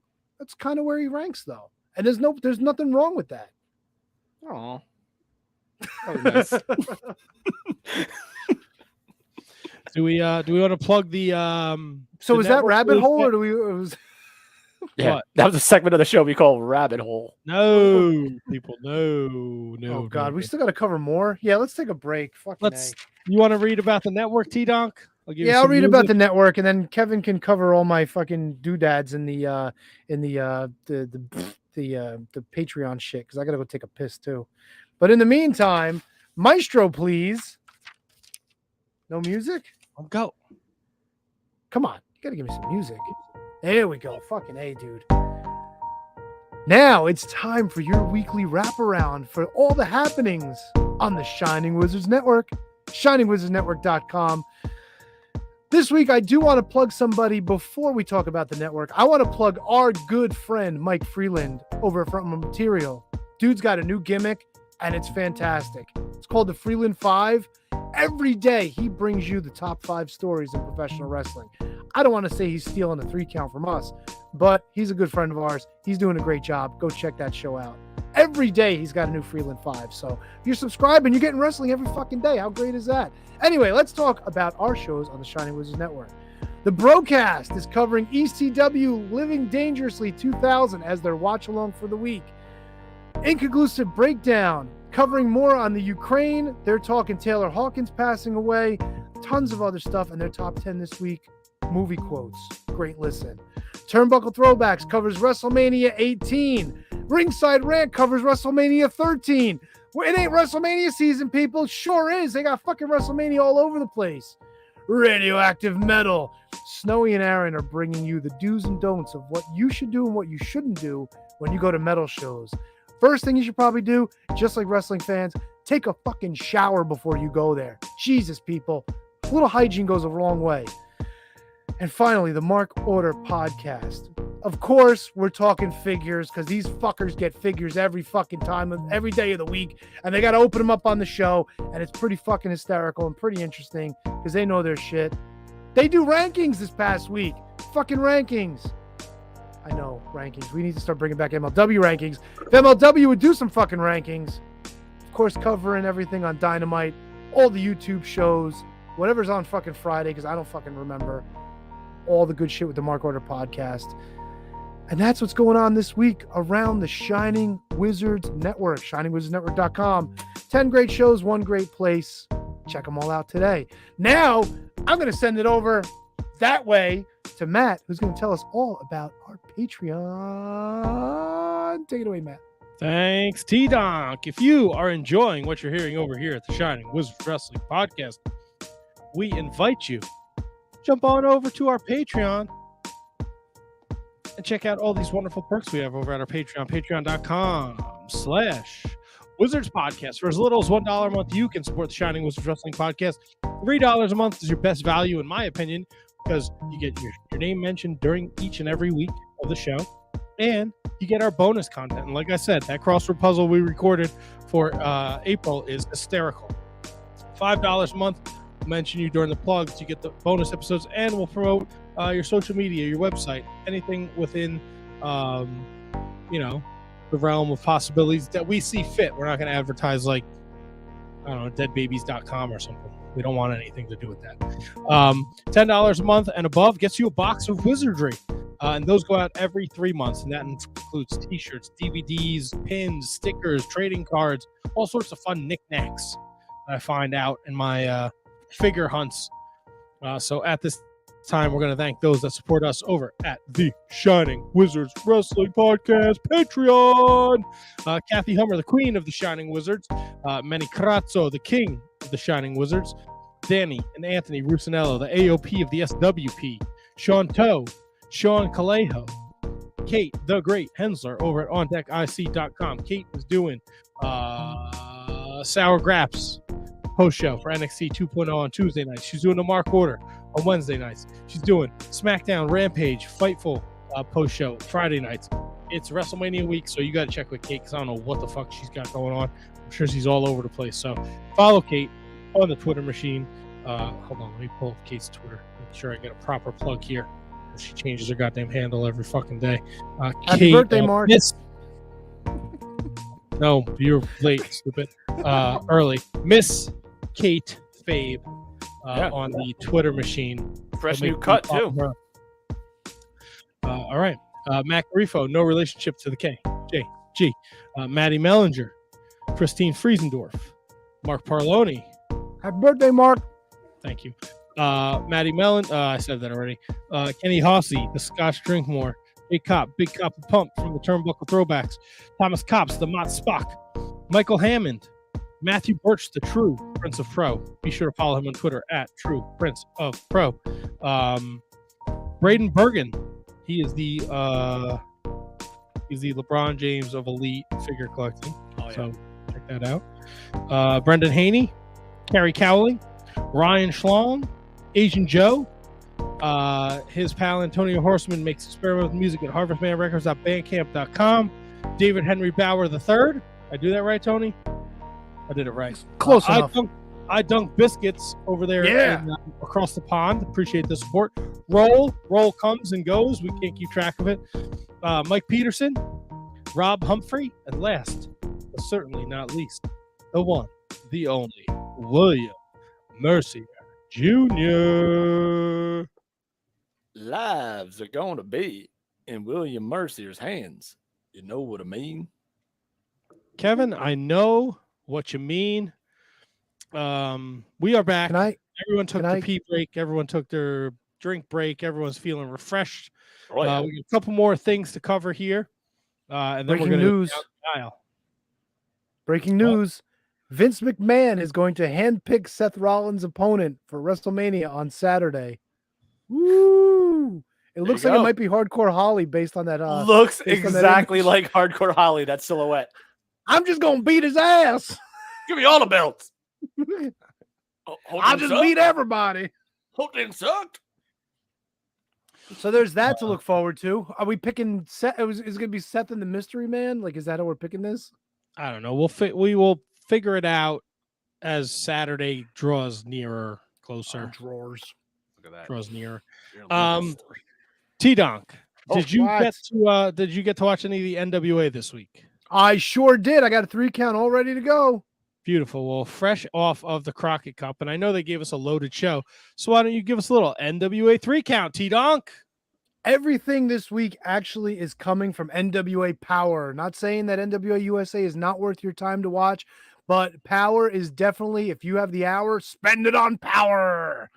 Number 3, Cardona's promo. Cardona, as much as a dick as he is, they interviewed him and they asked him about tapping out to Nick Aldis, and he said, I didn't tap. I was beating on the canvas trying to get the crowd to get into it to rile me up. Fucking beautiful shit. Absolutely beautiful shit. He still got the Cardonas with him. Good stuff. Number 2, Junior Heavyweight Championship match. Homicide defends against Austin Aries. They kept saying it on commentary. These guys know each other so well. They've known each other for so long, and it showed. The match was fucking great. I think it maybe only ran about 10 minutes, but good shit. But first place for the 3 count this week, the Briscoes against the OGK. Like I told you at the Crockett Cup, Briscoes, every single match they had was worth watching. This one is no different. It was so great seeing Matt Taven and Mike Bennett take on them boys. It was good shit. Good shit. Good shit. NWA Power, definitely worth a watch this week. Nice. I like it. I dig. Now, Tony, I know you said you had the 3, but let's talk about the one thing from NWA USA. You put it up in the Discord, Tony. Who's going to be wrestling for the NWA? Oh, fuck. That's right. I forgot about that. That didn't even make the top 3. Uh-oh. Mr. Caprice Coleman will be wrestling for the NWA. Kevin's very excited. I like it. I like Caprice. I was very excited too. Now, Matt, let me ask you. You were the Ring of Honor expert. Caprice hasn't wrestled for Ring of Honor in a long time, right? He's made made a long time. Well, he's made appearances. Wasn't he in the Battle Riot? Not the Battle Riot. What do they call that? He's made some glimpses because whatever that Rumble was that they had, he was in that. I know that. Are you talking about the one at the Garden? No, before, way after that, like recently. Oh, like okay. He came from the commentary table and went into the ring, and that was the Death Before Dishonor Rumble. Yeah. In September, and then he wrestled the Beer City Bruiser in December at the Final Battle 2021 Road to Final Battle show. Yeah, because they were like picking on Riccaboni, and then like he came to like his aid or something like that. Yeah, he did the same thing with Bully Ray prior to the pandemic at Ring of Honor's Gateway of Honor in 2020. Yeah. But it's going to be cool seeing him back in the ring, and I'm kind of surprised with Ring of Honor, doing their, what the hell is it called, the anniversary show this weekend? Supercard of Honor. Supercard of Honor. There, thank you very much. Does this mean that we're not going to see Ian and Caprice doing commentary this weekend? Has that been said, announced, anything? No, I don't. Let me check Ian's Twitter. I think Ian is still doing commentary. Yeah, without knowing anything about it, like that seems like a real Tony Khan move to bring them in. I think that's something that he would do to respect what Ring of Honor is doing. I mean, it's fair. Like, what are you gonna have? Like enough. Tony Schiavone and Generico probably could do it, but you could have Tony Schiavone and like Mark Henry call Ring of Honor. Did you say Generico? What did I mean? Oh, Excalibur. Sorry. I mean, it's all good, man. It's all good. Excalibur could probably do it, but like, no, it's got to be Riccaboni and Caprice. It's got to be. No. I'm saying if he wanted to keep it in house, like, Excalibur could probably handle it with maybe like Jericho or something like that. Motsbach brings it up. He says it's been announced that Ian and Caprice are on the call. Beautiful. So there you go. So yeah, Tony's doing the right thing. I always do the right thing, Kevin. That's right. Just like Matt and Paul.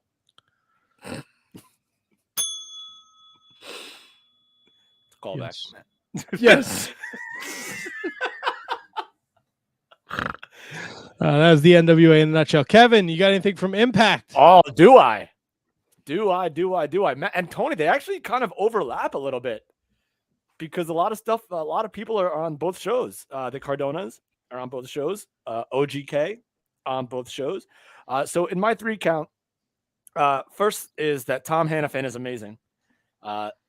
I know we've talked about it before at length, but he is without a doubt probably the best play-by-play guy in the business right now. No offense. We just talked about Ian Riccaboni. No offense to him. But Tom Hannafin is on another level with Impact. Chelsea Green heel turn in the main event. Mickey James and Tasha Steelz in the main event in a freaking nasty, hardcore, anything goes match. You might even call it a hardcore country match. Chelsea Green completed the heel turn. Matt hit the radio silence on Mickey James post match. Just really good stuff from Broski and Mrs. Broski again. And Matt, I'm telling you right now, we've known this for a while, but like I might make it official. Like the OGK might be my favorite tag team in wrestling right now. So that's not a bad thing. That's not a bad thing, Kev. They you had a tag team lumberjack match for the belts between Violent by Design and the Good Brothers. OGK got involved to cost the Good Brothers the match. And so it looks like we might, I don't know if they have ulterior motives in terms of this, but lots of stuff going on. Jonathan Gresham, Eddie Edwards had a nice little back and forth. And also everyone's talking, and Matt, I know we'll get to Supercard of Honor soon, but I just want to go through this card for Impact's multiverse of matches, if you'll allow me. Absolutely. So right now the card stands Moose and PCO versus Josh Alexander and Jonah. You have Alex Shelley versus Speedball Mike Bailey. You have the Good Brothers versus the freaking Briscoes. You have Eddie Edwards is taking on Big Tom Ishii. Ultimate X match featuring Trey Miguel, the X Division champion. Other participants have not been named yet, but it's Ultimate X and Trey Miguel. I have your participants if you want them. Is that spoiler territory? No, it can't be. It's this week. What are the other participants? Chris Bay, Vincent, Rich Swan, Willie Mack, and Jordan Grace. Jordan Grace. Wow. Hey, That's right. Moose. Moose, is that our we already mentioned Moose, Tony. hey, this is Moose. Oh, PCO, who's your tag team partner? Hey, this is Moose. No, that's right. That's right. And Chris Sabin versus Jay White. The only thing that I find a little odd about this, Matt, is that there hasn't been a female match announced yet, unless I'm missing something. We have Deonna Purrazzo's Champ Open Challenge. Okay. We have Mickey James and Nick Aldis against Chelsea Green and Matt Cardona. Yes. Okay. The mixed tag. That's right. And we have the Knockouts Tag Title 4-Way, The Influence against Tasha Steelz and Savannah Evans versus Giselle Shaw and Lady Frost versus Havoc and Rosemary. Dude, tell me this card is gonna. This card takes a backseat to nobody. I'm sorry, it really doesn't. Card is loaded. Yeah, a lot of good stuff happening. A lot of multiverse of matches. It's just the name says it all. Yeah, and you're down there in Dallas. You got to draw people in. I don't see why not. You have them all there, right? Beautiful. I also know, Kevin, that they announced a couple matches for the pay-per-view taking place April 23rd. The Rebellion show. Yes. I know they announced Moose Josh Alexander. That's right. Trey Miguel versus Mike Bailey versus Ace Austin. Yep. Speaks.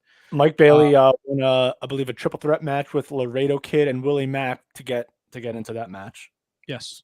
So Jonah versus Big Tom.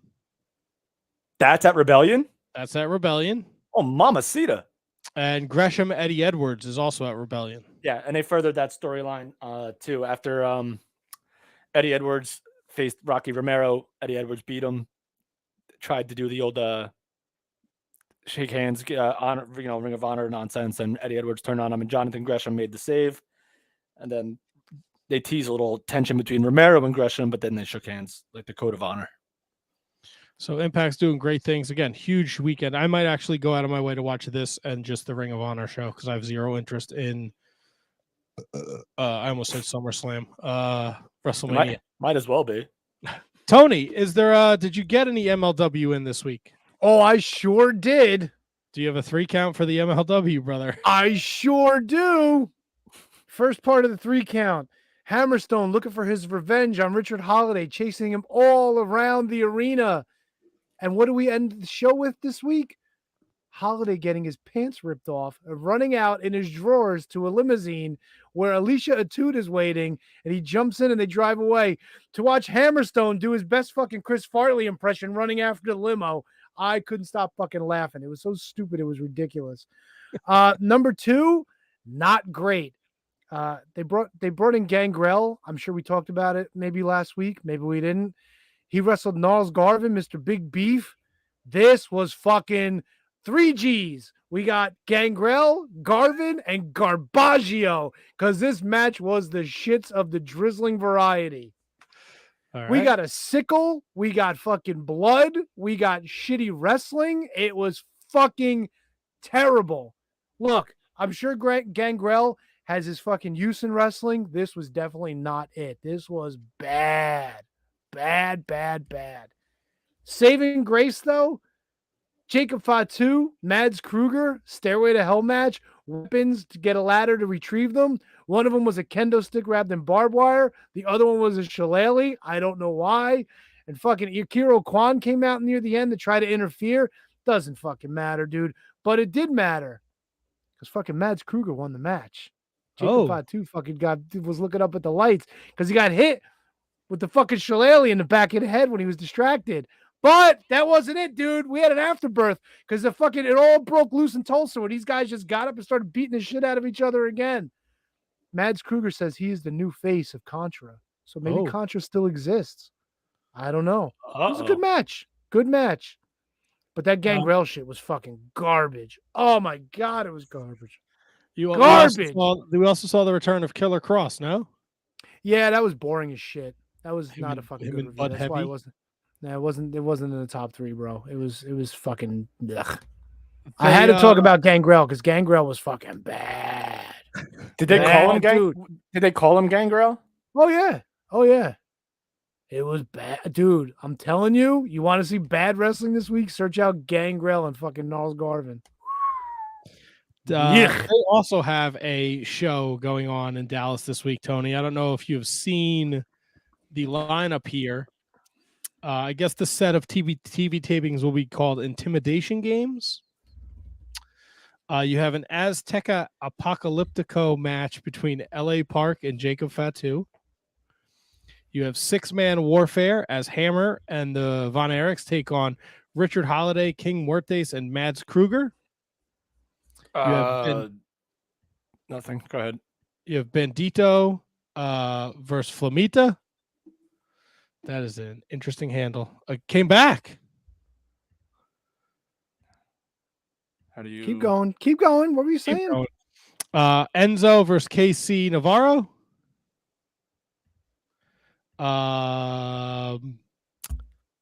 MLW National Openweight Champion Alex Kane defends against the Puma King, ACH, and Myron Reed in a 4-way.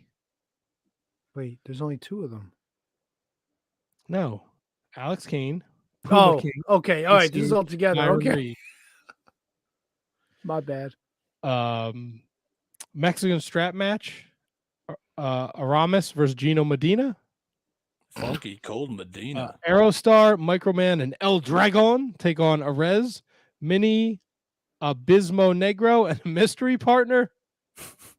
Octagon Jr., Matt Cross, and Cheek, Tormenta, and Holodead.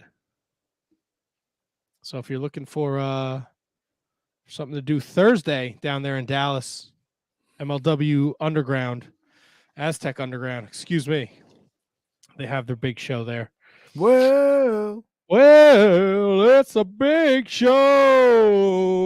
Hey, I think I've talked about it ad nauseum here, so we're going to hit a quick 3 count on Ring of Honor. They're back this weekend, Supercard of Honor. It'll be an interesting time to see the direction the company goes, and I think we'll get a good idea of that with Tony Khan running the show here. But this is what we have announced so far. Let me just find it here in my notes. Winner take all match to determine the undisputed Ring of Honor champion, Gresham Bandito. The Ring of Honor tag champs, the Briscoes, take on FTR. The Ring of Honor pure champion, Josh Wood, defends against Wheeler, Utah. Just announced today for the interim ROH Women's World Championship, Mercedes Martinez versus Willow Nightingale. Nice. Swerve, Alex Zane, and Jay Lethal versus Lee Moriarty. Solid show. Wait, what's happening with the Ring of Honor Women's Championship? Isn't that what's her name? That's Deanna, and she is working the Impact Multiverse of Madness show the same night. So we'll see what happens. In a interview, he said, "I don't want to put her in a tough position where she has to wrestle twice in a span of a few hours, but that could happen." Scott and I are still talking. Tony Khan. I think it'll happen because the TNA the Impact show doesn't start till like 10 o'clock. I don't think. Yes. So it could still happen. That's Excuse me. Sorry.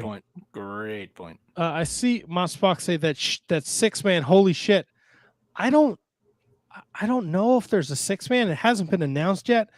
And he's talking about the House of Black taking on Shane Taylor, Bandito, Flamita, Rayoris, maybe, or something. I think it's on the wiki. Sorry. Let me see if I can pull it up here, but I don't know because the House of Black is on Rampage that night too. Is that a live Rampage? Not on Wikipedia. It's off. So I think it might have been on there, but they took it down. So I don't know if that's been announced yet. It's a live Rampage? I don't know. Probably not. Yeah. So then, yeah. I mean, I don't think. All right. So you're talking about TNT versus Fight. So I don't think it'll be that big a deal if they're on both. I don't think it'll be that crazy. Yeah, I can't find it anymore, so I don't know if that has changed or if that's something they haven't announced yet. But I'm super excited for Ring of Honor. So I think maybe Friday night I'll watch Ring of Honor and Impact, and that'll be what I'm doing. Before we go down the aisle, boys, anything from AEW anyone wants to talk about? I think you guys do a great job covering it on Wednesday night.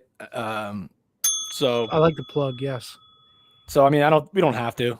I mean, I love AEW, but I don't think we have to talk about it right now. We are getting a debuting female on Wednesday night's Dynamite. Any guesses? Ember Moon. That's a good guess. Toni Storm. Oh, that's a good guess too. But Also, that's a great guess. No, I just wasn't sure about her compete. That's all. I don't know. I honestly don't know. Yeah, that's a good guess. But I know she broke the internet when she started an OnlyFans last week. So I don't know. Hey, good for her. Yeah, good for her. Put your titties out for the world to see. Good for you. What do you mean? It's not necessarily what OnlyFans is. Depends on whose OnlyFans you go on. Yeah. And then we mentioned it when we talked to Alex Coughlin before New Japan, what they have going on over there. Zack Sabre Jr. beat Naito to win the New Japan Cup. So on April 9th at Hyper Battle, he will challenge Kazuchika Okada. I don't know why that was so hard for me to say. Holy fuck, dude. And you're the New Japan guy? Savant. Expert. El Desperado takes on Sho for the IWGP Junior Heavyweight title. Hiroki Goto and Yoshihashi take on Great Okan and Jeff Cobb for the IWGP Tag Team titles. Evil defends his never openweight title against Hiromu Takahashi. And Toriano defends his King of Pro Wrestling 2022 trophy against Tai Chi. Plus, Taguchi and Master Wato take on El Phantasmo and Taiji Ishimori for the IWGP Junior Tag Team Championships. This will be happening on April 9th. This sounds like a pretty big show. Dare I say? Well, we add it to the list for picks maybe for next week. Is it a pay-per-view? Really? You know what, Tony? Great question. But is Wrestle Kingdom a pay-per-view? Yes. Yeah, I'd say yes. I mean, I think this falls under the same category, right? We'll talk about it off air. Why don't we just fucking pick every show? Let's pick fucking MLW this week. Well, here's a show we have to pick, Tony. NXT Stand and Deliver taking place, what is it, Saturday afternoon? Oh, God, an NXT show as well? 2.0, Tony, 2.0, 2.0 show. Ziggles defends the NXT Championship against Braun Breaker. Imperium defends their tag titles against the Creed Brothers and MSK. Oh, yeah. Mandy Rose defends the NXT Women's Championship against Cora Jade. I think that's a 4-woman match. I think Kylie Ray and... Kylie Ray? Smiley Kylie? No, the other Kylie Ray. No, Kaylee Ray. Kaylee Ray. I think there's somebody else in that. Kaylee Ray and Dewdrop. Ember Moon. No. Gigi Dolan. No, Gigi Allen. She's in with me. She's in with Mandy Alan Rose. Funk. Terry Funk. Funkasaurus. Tyrus. Someone will fucking tell me. I don't give a shit. Tommaso Ciampa against Tony D'Angelo. Ciampa. LA Knight against Gunther. Gunther. And Carmelo Hayes defends his NXT North American Championship in a ladder match against Santos Escobar, Grayson Waller, Solo Sikoa. Oh, Io Shirai. No, wait. God damn it, these notes. Wait, which match is she in? She's not in any match. She won the Dusty Rhodes Classic. Is it the new girl? Is it the one that's causing all the rage? Who's the new girl? The one with the fat booty? Yeah, big booty. I don't think that's Nikita Lyons. I don't. Yeah. I don't think she's in there. All right, I covered all that. So we got a lot of shit to pick this week. It's going to be fun to keep up with that. Fuck yeah. Are you guys ready to go? Is there anything else you guys want to talk about before we do this?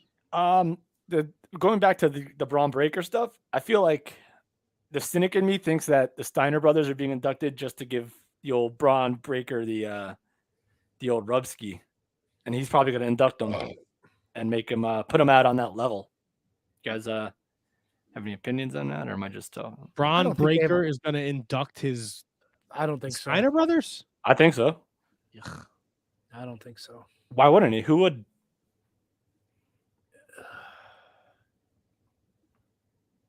Ted DiBiase? No. I don't know. PCO. I'm telling you right now, it's Braun Breakers. They're not going to let a rookie induct people in the Hall of Fame. That's 100%. They will.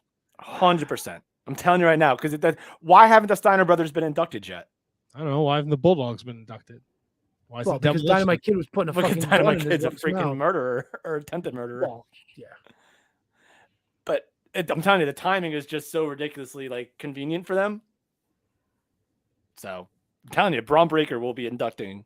How about somebody like a Ron Simmons? They've got history with. But they don't have WWE history. Now here's the question: do they use the WWE music, or it's a story of two brothers, Rick and Scott? Hopefully they'll use Scott Steiner's music for the Big Bad Booty Daddy. For both of them. Mm-hmm. All right. I don't know. What do you want me to tell you? All right, let's go. All right, boys. It's time. Oh, someone hit me up in the comment. What do you got there? DDP's daughters inducted him and they ain't workers. All right, Motsbach, call. Motsbach with his freaking lingo. It's time to go down the aisle, baby. For those of you listening and not familiar with this segment of the show, I am over here on my trusty computer box. Oh boy. I'm going to type in a random wrestling promotion, wrestling event, wrestler. Diamond Dallas Page was inducted by Eric Bischoff. What the fuck are you talking about? I think he was talking about the Warrior, maybe. No, but he wasn't either. No, they were maybe Dallas's daughters were up there and bowed with him or something. Come on, Spock.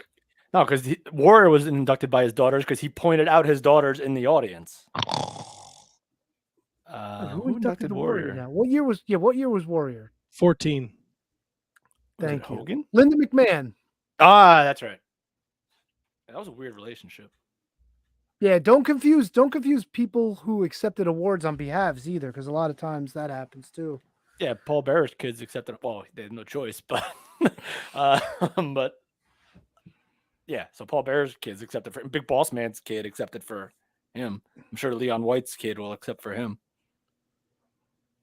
Oh yeah, Leon White's kid. Good call. Vader, if you will. Did you guys even realize the past couple of years they've been going with the legacy thing? Like 2020 and 2021 had legacy wing inductions as well. I didn't even realize that. That's just crazy. They always have. No, I know they do, but I don't remember them mentioning it because they kind of glommed everything together last year because they couldn't do it 2 years ago. Like I didn't realize that was a thing. Like I don't remember them talking about it. Do you guys? They never do. It's just it's so weird. Oh, what the fuck? They already blocked him. Oh, again with this shit? Really? Is this big time, baby? Yeah, I guess. We're big time. Jesus Christ, really? Wow. Somebody fucking hates us, I guess. They got nothing better to do. It seems that way. All right. So anyway, before we got down the aisle, here's the segment. I've pulled up a random wrestling card, wrestler, promotion, whatever, and I'm just going to go through the card and then we're going to see where it takes us, my friends. And tonight I just typed in Extreme Championship Wrestling. It looks like we're going back to May 6th, 1995, Tampa, Florida. 735 people were in attendance. Your opening match saw Joe Malenko defeat Miguel San Juan. Oh. Don't ask me who that is, because I cannot. There's no link to click on who Miguel San Juan was. I thought I saw Joe Malenko pop up recently on the old social media. I think he was at the Legends of Wrestling this weekend down at the 2300 Arena. Ah, that's right. Which is actually where the Impact tapings were. So yeah, that makes sense. How's this tag match for you? Stevie Richards and Death Row 3260 Ah, legendary. A lot of legends on this show. took on Phi Delta Slam, Bruno Sassy, and Dan Evans. Yo, I remember Phi Delta Slam. Do you really? Yeah, like very, very vaguely remember Phi Delta Slam. They're two big fat guys, right? I guess there was so there's two versions apparently of Phi Delta Slam. One version worked ECW and the Independents. Oh. Oh no, it's the same team. I'm sorry. So I guess they were a USWA tag team. Thank you, Tony. Tony just farting all over the segment. That's fun. They were a USWA tag team, and then they did some ECW stuff, and then some stuff in Florida. And I guess they came back in 2004, 2002. I think I'm telling you right now, I remember these guys. I think they're two big, like, let's see, images. They got a win over Hack Myers and Ian Rotten in 1994 at an ECW show. Yep, that's them, Matt. Boy. You know how I remember them, Matt? How? Because they were in TNA. Really? I believe so. They were in TNA and they were managed by Do I want to say Trinity? I don't know. I don't know. I don't have any TNA on their match list here, Kevin. Well, I just went to Google Images for them, and it's literally a TNA. They're standing on the TNA entrance ramp. It's 100% them. Two big fat white guys. Yep. I'm more interested in who this Death Row 3260 is. Let's see. Did he play the flute like Jethro? No, he was just known as Death Row. 33 years in ring experience. What the fuck? Death Row 3032? 3260. 32. Oh, I was way off. Tony, what are your thoughts on Death Row 3032? I'm not sure, but I could tell you that I found some information on Miguel San Juan. Oh, did you now? Enlighten us. Yes. According to ProFightDB.com, he's only ever had one match at the ECW Tampa show, May 6, 1995, where he lost to Joe Malenko. Good old Death Row. That's the only fucking thing they have on. All right. All right. You got to love that. Miguel San Juan. Oh, what a dick. Okay. I'm sure he was at Legends at 2300 Arena as well. Do you guys remember there was a tag team? It was Phi Delta Slam. We already talked about. No, it was the early heyday. I'm thinking of Phi Delta Slam, the Pittsburgh Steel team. They actually wrestled, I want to say Pitbull 2 in a handicap match, and they fucking lost. So you had Pittsburgh versus the Pit Bulls? Yeah, no, it was the Pittsburgh Steel team against like one Pitbull. It was just Pitbull 2. Well, for some reason, I remember that going on a random ECW Saturday show. Well, who was Pitbull? Which one was Gary Wolf and which one was Anthony? Whatever. Anthony Durante was Pitbull 2. So who was the one that was in the Halo? Pitbull 1. That was. So maybe that's why.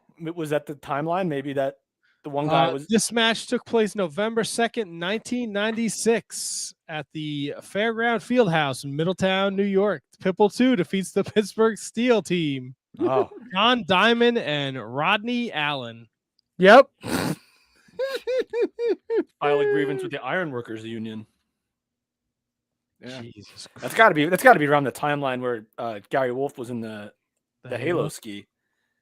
Hey, Probably. You're talking about former USWF North American Tag Team Champions. They were also known as Team USA, and they defended those belts on June 29th, 1996 at the Chemung County YMCA in Elmira, New York, defeating Bad Attitude, Tim Dyer, and Steve Corino. Wow. For how old is Steve Corino in 1996? 13. Ooh, boy. 13. No, Steve Corino in 96 is probably 22. 23. Look at that. Price is Right rules. I got it. Oh my God, they even beat Chuck Williams and Glenn Osborne. How's that for a name in the past? November 30th in Brooklyn, New York, 1996. Who is Glenn Osborne? He's Local face painted wrestler. Oh, here we go. ESW tag team title. Team USA, John Diamond and Rodney Allen at the Bulldog Arena in Smithtown, New York on January 17th, 1997, successfully defending the tag titles against Matty Smalls and Devin Storm. Oh boy. I feel like there's only like one wrestler at each of these teams that we name. Do you know who Maddie Smalls is? Yeah, Samu, isn't it? Oh no, it's Rosie. That's right. Oh, R.I.P. Matty Smalls. Fucking A, dude. Holy shit. Look at that. You learn something new every day. All right, so I gotta. Oh boy. Go. I gotta go back to this card here, the CCW card. That's true. Right, as if Phi Delta Slam wasn't doing it for you guys. The Tasmaniac defeated Evil Snack. What the fuck is Evil? Is that a person or a team? I think it's a person. Too many carbs. Evil Snack was a wrestler. He was from San Antonio, Texas. He was known as Charlie Hunter Dudley. Oh shit.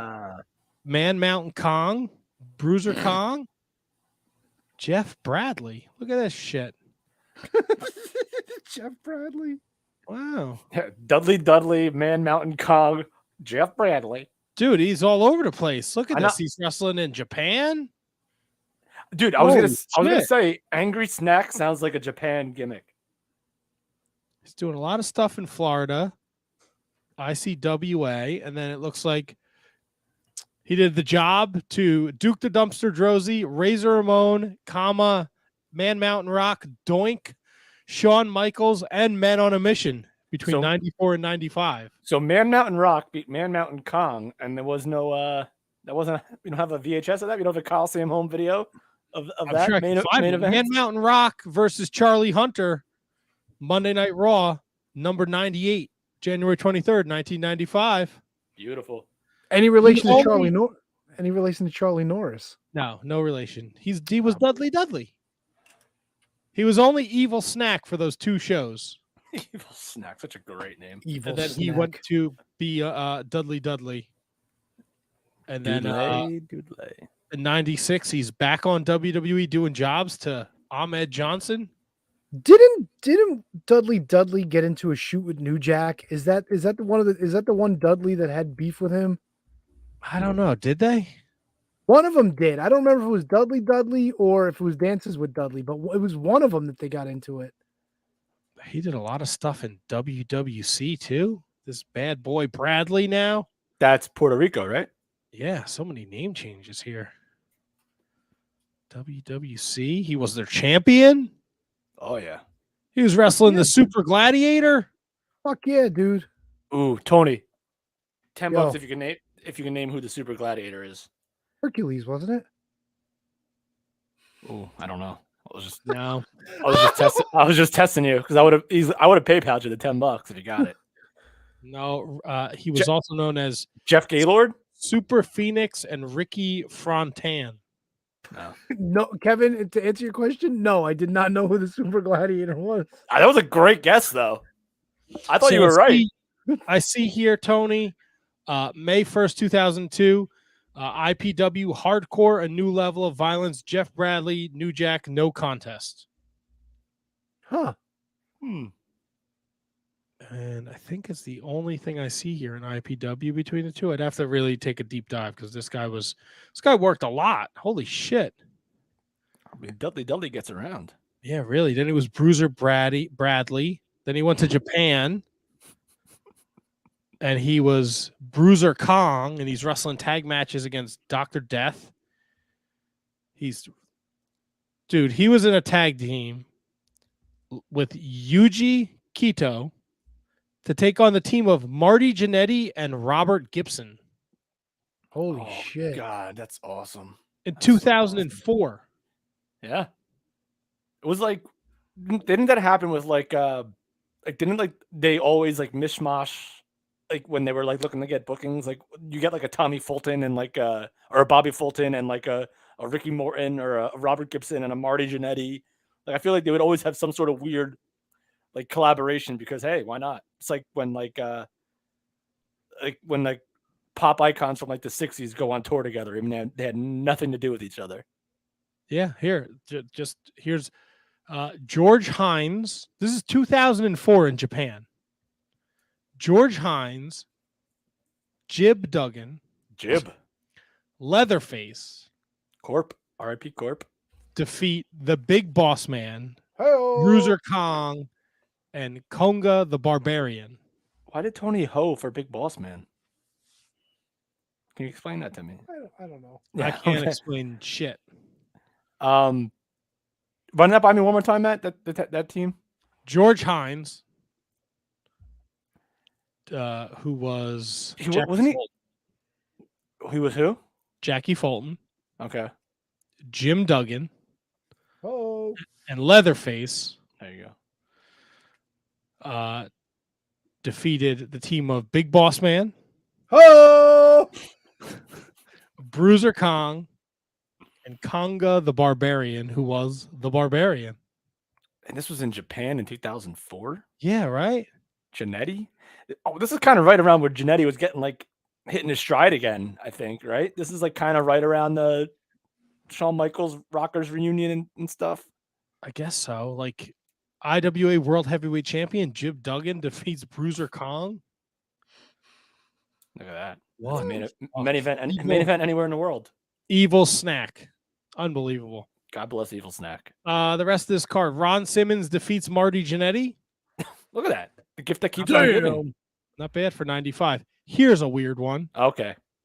Chris Benoit and Dean Malenko Uh-huh. defeat the tag team of Mikey Whipwreck Uh-huh. and fucking Norman Smiley. Really? In 95. Yes. So Smiley must have stopped in ECW before he went to WCW. I didn't know that.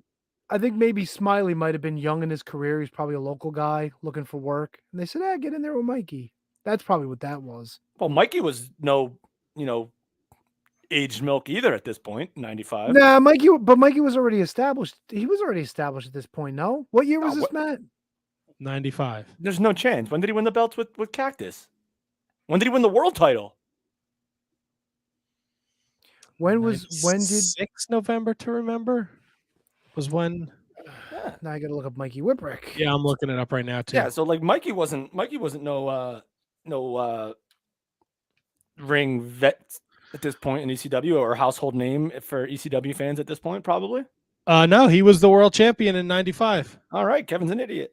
The end of 95, he won the title October of 95. He beat the Sandman in a ladder match. And this pay-per-view is from when, Matt, that we're discussing?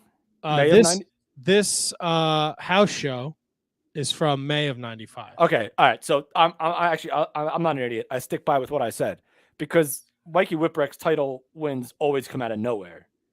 Yeah, and he was like, his 95 is like he loses to Paul Loria. He beats Jason Knight. He beats Jason Knight. He's dressed up as one of the Young Dragons, and 911 beats him. He's beat by Douglas. He beats Paul Loria. He's in tag match losing to Benoit and Malenko. Hardly a household name at this point. He won his first TV championship in 1994. Didn't he win the tag belts with Mick Foley before he won the world title? That might have been in 94.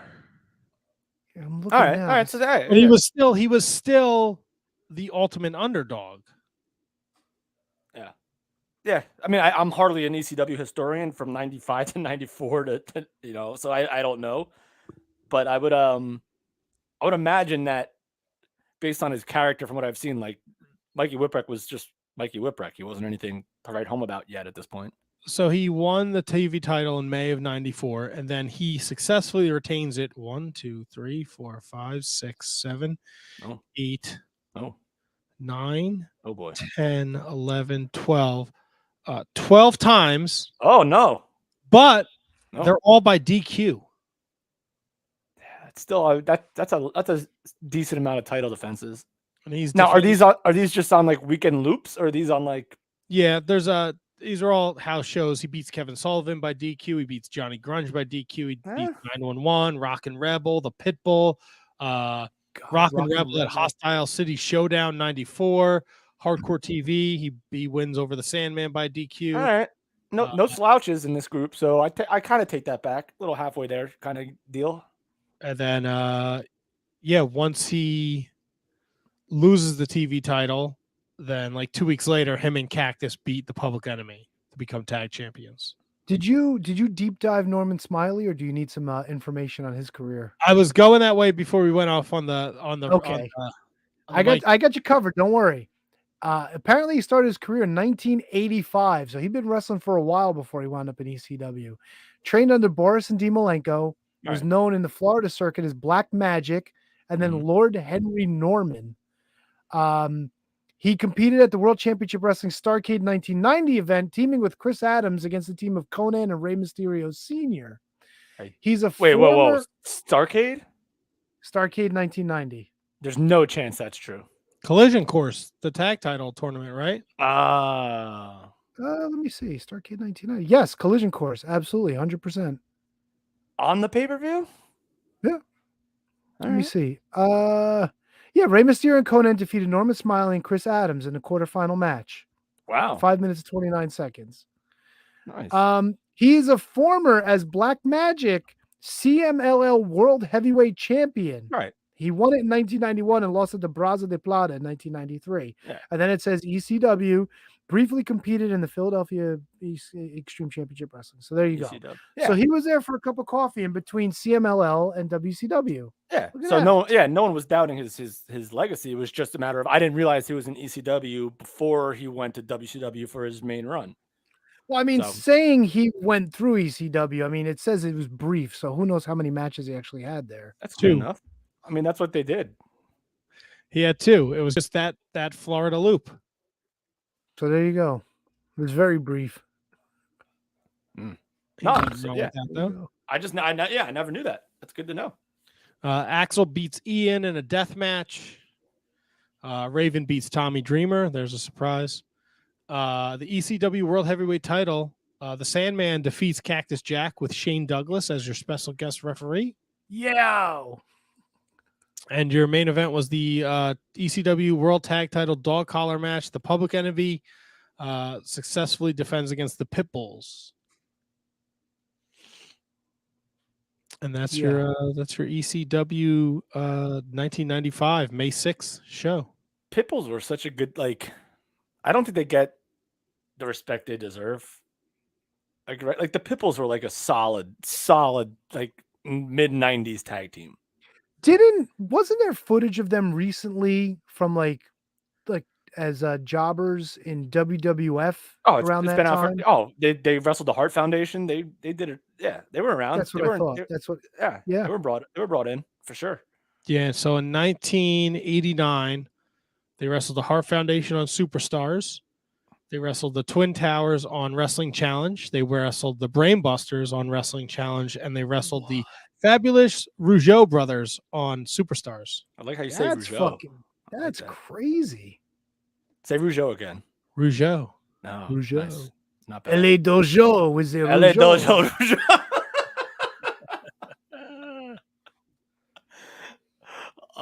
Beautiful. Hell of an aisle to walk down, fellers. That was a good one because Matt, I didn't know how much I was going to. Once you said ECW, I didn't know how much I was going to contribute. And then you said 1995. I was like, oofa. But some names on there that you would know. Oh, yeah. Absolutely. Yeah, definitely. That's why you go down the aisle. That's why you go down the aisle. That's right. Fuck yeah. All right. Well, this has been a hell of a show, fellas. Special thanks to Alex. I'm going home, bitches. All right. So Tony's going home by himself. All right. Well, I got a good one. 6 years ago to the day, or 5 years ago to the day, Darius Carter joined us in studio, and I've got it on good information. Your new 2022 Super 8 winner, Mr. Darius Carter, won the tournament this past weekend on Saturday.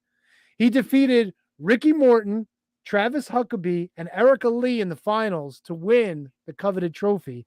Other participants in the tournament, Eric Corvus, Eel O'Neill, Fancy Ryan Clancy, and Encore Moore. So shout out to friend of the show, Darius Carter. He joins other luminaries such as the one and only Damian Dragon, the Greek god Papadon, also friends of the show. Congratulations, Mr. Darius Carter. Prestigious win for a prestigious tournament for a prestigious guy. That's my going home. Nice. I also have a going home. Crap. If you were lucky enough to be home Tuesday night, you saw the latest episode of ABC's Judge Steve Harvey. Oh. Featuring J.J. Dillon using his real name Jim Morrison and Kevin Sullivan appearing on the show.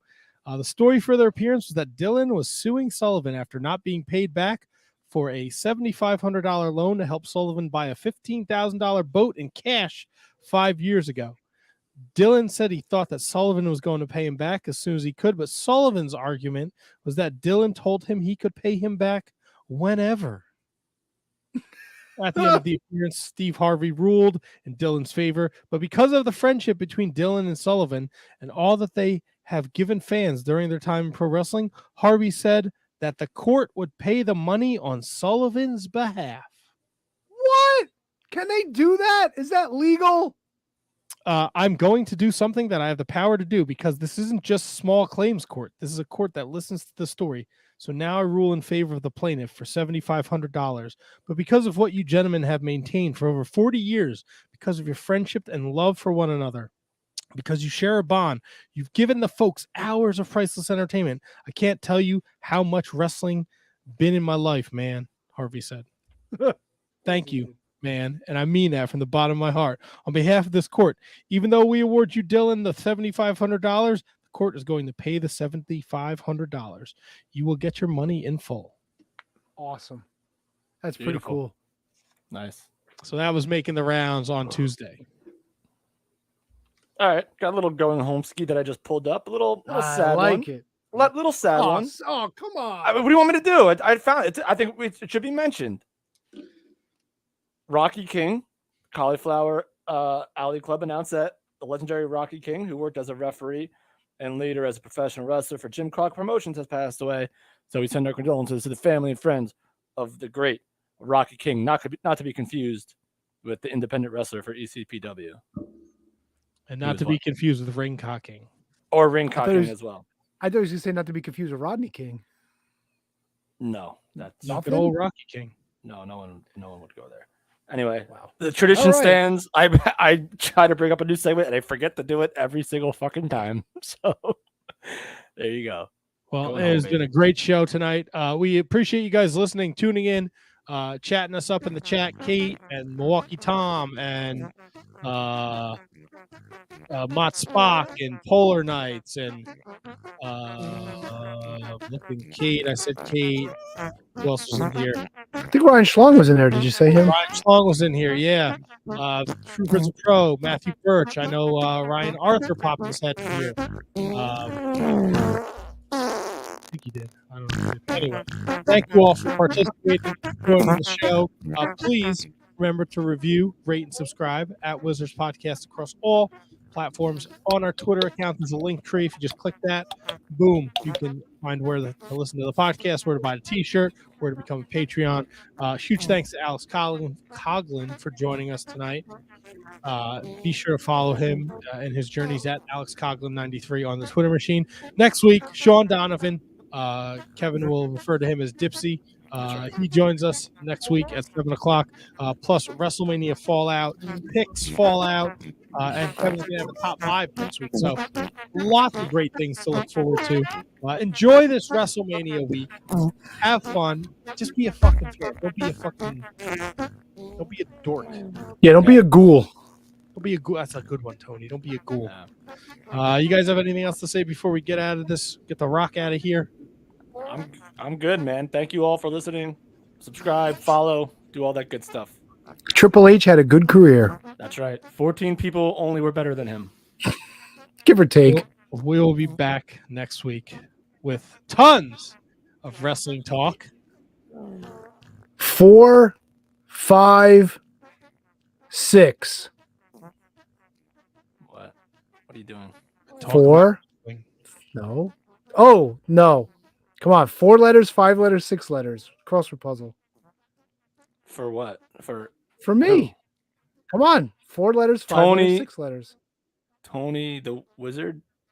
No, Matt, what do you got? 4, 5. Oh 6. God, no, don't do it. I know what he's doing. I know what he's doing. Don't do it. Don't fall for What it. is it, Matt? Exactly what he's is it, doing. Matt? Yes. Don't fall for it. Come on, Matt. Come on. Don't leave me hanging, bro.